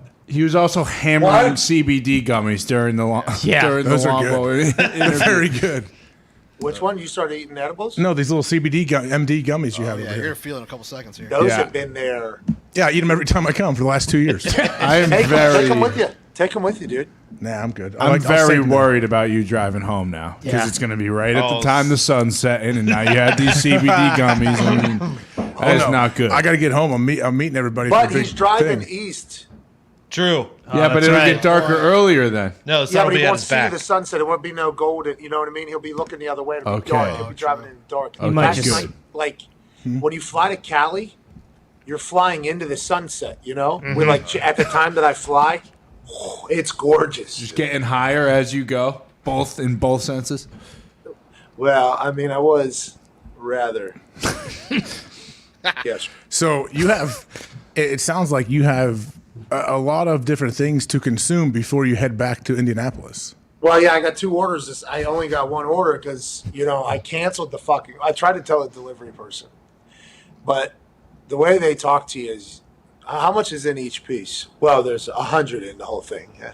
Okay. Can you tell me how much... I think I told you about this last night. Like, I asked 3 to 4 times last night about the strength of something that I was taking. And I got like 3 or 4 different answers, giving me the massive number as opposed to the little number. And then I felt like I was a fucking idiot if I didn't know like how many ounces are in a goddamn, how many grams are in an ounce. Like this whole, it is. So you just go along with it. Oh yeah, cool. Thanks for clearing that up for me, bud. Perfect. Yeah. Is this going to be enough? I asked. They're like, yeah. I'm like, all right. And how much am I allowed to get? Well, you're allowed to get 80 of this and bloody of this. I'm like, all right, am I allowed to get? You're good. You're good. So then I just fucking start scooping in the bucket, and they're like, yeah, you're still good. I'm like, all right, I don't know. I have to get this all done by tomorrow night. And now they got 2 orders of it. So who knows how SmackDown should be? Should be a fantastic show. I mean, okay, you got plenty. Could you go and take a nap this afternoon? Well, I mean, this fucking bed ain't. I might lay on the floor. Might lay on the floor, actually. Fix the back. Do it. Make sure you do that. What are you doing? You're driving back to Ohio? You got a big weekend? I can't wait to get back home this weekend with the wife. Yeah, you should. I mean, yeah, you definitely. You all of a sudden your big announcement came out, boom, and then you had to take off. So yeah, I'm sure you want to get back. Yeah, jump in the lake for real. Get in the lake. It'll feel good when it's cold. You saw TJ and JJ do it. You won't do it. That is right. If I want to recover quickly, Hard to. Yeah. Oh yeah. Film I'll it, get too. the little toe warmy thingies too. Yeah, Yep. sure. Have to. Did you cold tub? You had to do the toe things. I see people getting out of these cold tubs without a toe thing. I'm like, what are you fucking doing? Wow, how'd you even do that? Yeah, I never. I wasn't a big cold tub guy. I'm actually more of a cold tub person now that I'm older. I want like a cold tub at my house, like people have. They've become a thing, but I didn't do it a whole lot. But if I did, yeah, and they have those little toe warmer deals, absolutely. You need them. I love the cold tub. Do you still? Yeah, I don't have one at the house, but I think I would do it if I. Max uses the Get Up studio for his show. It just came on over here. I didn't know that. Really? Huh. Does he really? Wait, for his I show think with he's in the Get Up studio. You mean For with the radio show? Jay, Will, and Keyshawn or No, what? that's the one. He has a TV show later in the day. Yeah. Hashtag Hold on. Max. Is Gola Jr. still on there with the show? I'm not sure. He was doing the halftime Dr. Pepper announcement this last weekend. JB was not happy with the participants. No, he was not. This is what Hey, Connor showed me before the show, right? Mm-hmm. Oh yeah. Veg, the That motherfucker on the left looks like a straight. I'll leave it there. All right, I'm getting the hell out of here. Yeah, dude. me too. I got to drive back. We got some, some different Christmas activity stuff AJ's with going the to the kids tonight. circus tonight. Yeah, going to the circus. That's what it is. You love the circus. Huh? You're all Cirque in that du weird Soleil shit. on That's- ice. That cult party was. circus. Oh, was that circus theme this year? Yeah. Yeah. You're right. Okay. Carnival Bob was strong, man. You were dressed like Kids the Les love it. Miserables guy. Yeah. Hugh Jackman. There you go. Hey, you raised a lot of money for a good cause. Yeah. Luckily, thanks to you, donating some stuff too, and paying for stuff. Well, I paid for a lot of stuff I didn't know I was paying for. Yeah, what? No. You seemed. We tried to make you aware of what you were doing. Well, that was very nice of you guys, but once you get into that cult, you say, hey, hi, yeah, and it just starts going, oh, wait. That's what I told him. I had to go up and give my little talk, and I was like, "Oh, don't worry." He's like, "You gonna give him the OH?" I'm like, trust me, it's a starter. So you get like 2 or 3 times. I can't hear it. What? Oh, boom, whole crowd goes. That's all you gotta do. It's fucking tried and true too, man. It's- That yeah. thing hit every single time for all 5 hours of that event. That thing hit the same every single time. It was awesome. The passions. Yeah, you're right. Unbridled. All right, man. Well, hey, have a fun tonight at SmackDown. I'm sure it will be great. Can't wait to see what your energy levels are like. You're going to land at You what? guys Like, drinking cans? What? What? Hold those up. I want to see them. I mean, you don't have to like show us what they are exactly. Just a different world out there, isn't it? No, it's just a can. Yeah. I don't like anything grapefruit, but You know, you can't really taste it. yeah. I don't think I like grapefruit. It's just like a carbonated water almost. It has a little bit of an aftertaste, but it's not like a grapefruit. It's just like a delightful. Just tastes like dope. Just refreshing. What? Ice cold Sometimes it tastes like cannabis dope. beer. Sound like you're eating horse. What? What? Ice cold dope. What? By the way, if this is going to start happening everywhere, I can't wait to go out with you guys. I'm going to Yeah. have the time of my life. Wait till I'm shotgunning these things. Oh, yeah. Does it say how much are in those little guys? Just 2, right? So there's just 2 in this. 2 what? Milligrams. 2 milligrams THC, 4 milligrams CBD. Oh, that's so, like, nothing. Feel good. You need this like just- 35 of those then, right? Yeah, it's like a light one. Drink a case of that one. Give it a THC light. You need 5 THC lights for me and the boys. What? Jeez. All right, man. Hey, have fun. Safe flight back. I'm sure you'll enjoy it. You'll probably get back at like 6 a.m., won't you? Yeah, and I can't sleep on planes, but I think tonight will be no problem. You should be. You should be able to lounge out there. But hey, man, thanks a lot. Awesome week. Looking forward to Monday, man. Thank you, man. Thank you all so much. You guys are the best. Thanks for everything. Thank you, Thank you, Pat. We'll see you, buddy. All right. Appreciate you guys. See you, AJ. You did great in there, man. Thank you. Hey, I'll tell you right now, we're just gonna shut it down right after this, Foxy. I know we didn't talk about it. Right now? Yeah, when we're done with you, we're just gonna hang it up. I gotta roll back and get back to Ohio. Oh, you're going back to OH. Yeah, I'm going back to the state of Oh. Yeah. They got it for me. All right, guys. Can't wait till Monday, boys. All of you did awesome. Pat, you did awesome. Oh, start the transition, Foxy. Started.